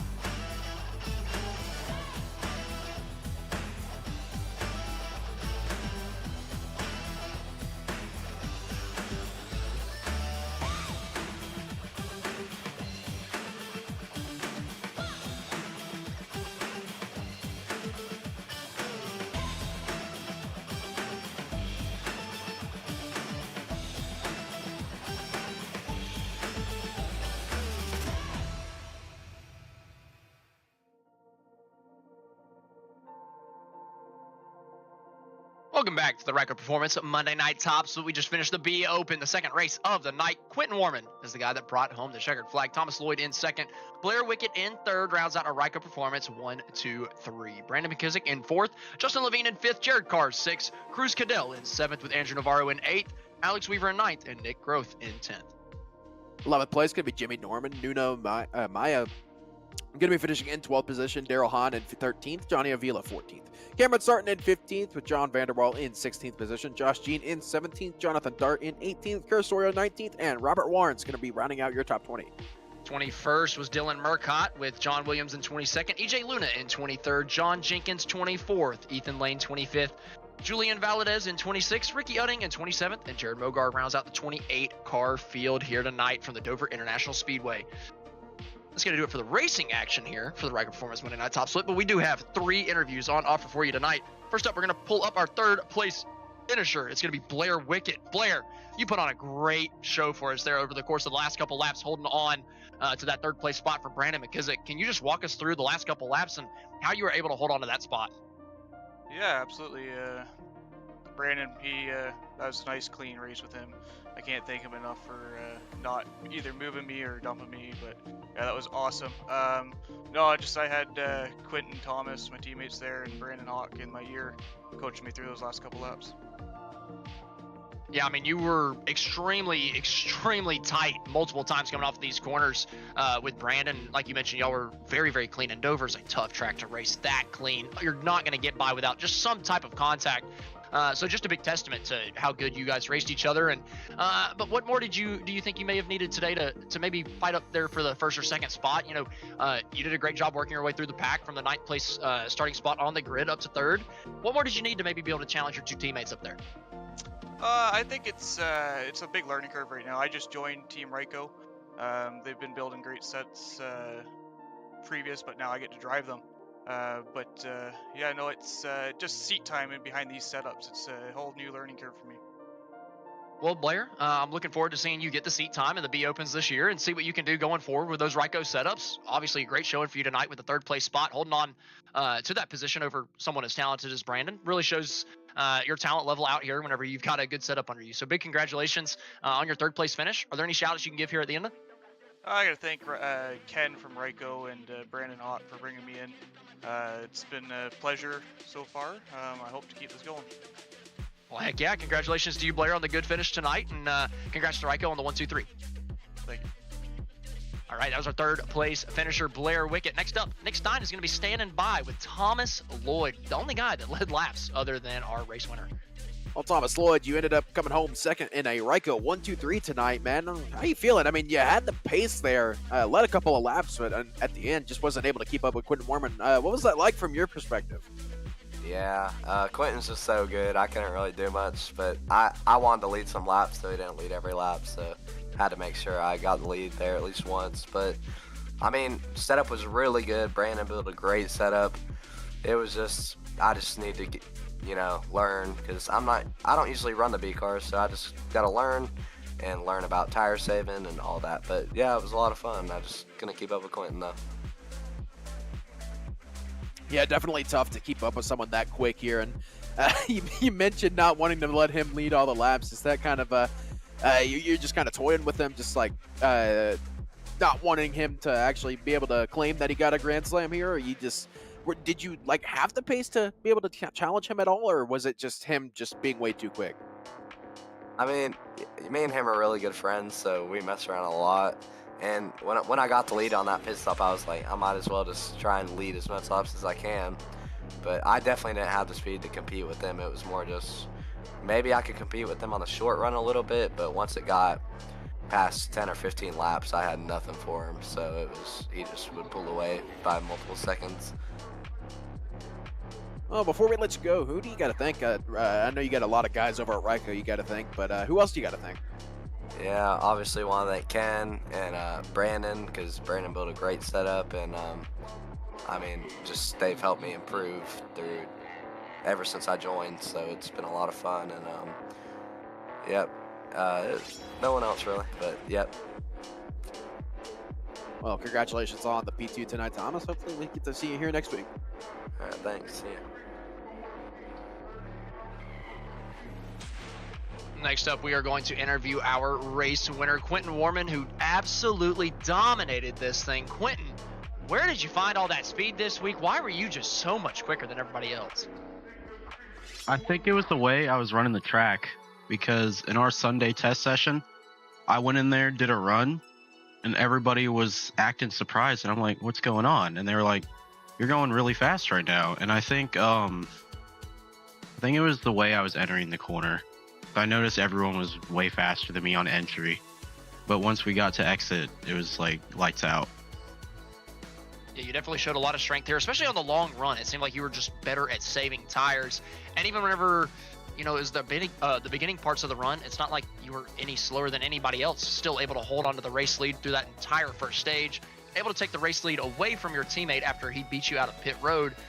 So, I mean, just what was running through your mind whenever he did beat you off of pit road? Did you think that the clean air would be so much of an advantage that perhaps Thomas would be able to hold on to that race lead over you, or were you still confident in yourself that you were going to be able to get back by? I knew for a fact I wasn't going to be as fast because of dirty air, but I also knew that it wasn't going to be an easy pass if I tried to pass him, because Thomas, since we know each other really well, he races me way harder than most people do, so I just had to keep putting the pressure on, and eventually he let me go and he stayed with me. But I think he realized once I was on his bumper so much that I was eventually going to pass him. Well, Quentin, you definitely did that, and you ended up pulling away from the entire pack multiple times tonight. Even on that shorter last run, you were still able to pull out a 2-second gap to second and a 4.5 to third. So big congratulations to you for just putting on a dominating show here tonight, and I'm sure you're going to rattle off a couple more wins this week in the B car. Just how much are you looking forward to Dover for the rest of the week? I really like this track. Plus, we got Road to Pro coming up, so I have a lot of confidence going into that race because I really like this track. Well, heck yeah, Quentin. Congratulations tonight, and good luck in the Road to Pro later this week. It's always good to have a nice confidence builder at the beginning of the week to set yourself up good for Road to Pro. Do you have any shout-outs you can give to end us off for the night? I got to shout out to Brandon for building an absolutely crazy setup. Without that, I wouldn't have been nowhere near as fast. And I got to thank Thomas and Blair for racing me clean and not wrecking me. Well, Quentin, congratulations on bringing home the checkered flag tonight and dominating performance at the Dover International Speedway and ending off the Ryco Performance Monday night top split double header in such a good way. So big congratulations to you and all of Team Ryco for the 1-2-3 tonight. Thank you, guys. Big congratulations to Quentin Warman on winning the B Open race tonight for the Ryco Performance Monday night top split on GridVision. We're going to run you through our schedule one last time before we let you go. Tomorrow night, Champion Power Equipment Truck Series from Dover International Speedway at 9 p.m. Eastern. Then once again from Dover on Wednesday, the Thunderclap iRacing Series at 8:30 p.m. Then on Friday, the Ryco Performance Friday night top split at 9 p.m. Eastern. And Saturday, from the Talladega Super Speedway, the Mad Charity Race at 9 p.m. Eastern. Be there or be square. That Talladega race is going to be great. We all know how great those are. But I do believe that is going to do it for us here at GridVision. For the entire GridVision team, we'd like to thank you for watching and participating in the chat. For more information on getting your league broadcasted or starting your career in broadcasting, contact us on Facebook, X, or email us at info@gridvision.live. Congratulations to Quentin Warman. And man, I almost said Garrett Maines because I could have swore he won that race, but he did not. Jacob Schneider, that's who won it. He got so lucky at the end of it that I almost forgot. But congratulations to those two on winning both races here, the Ryco Performance Monday Night Top Split. This has been Austin Edstrom alongside Nick Stein sometimes, as long as his internet was working, and our producer, Austin Derbyshire. We will see you next time on the grid.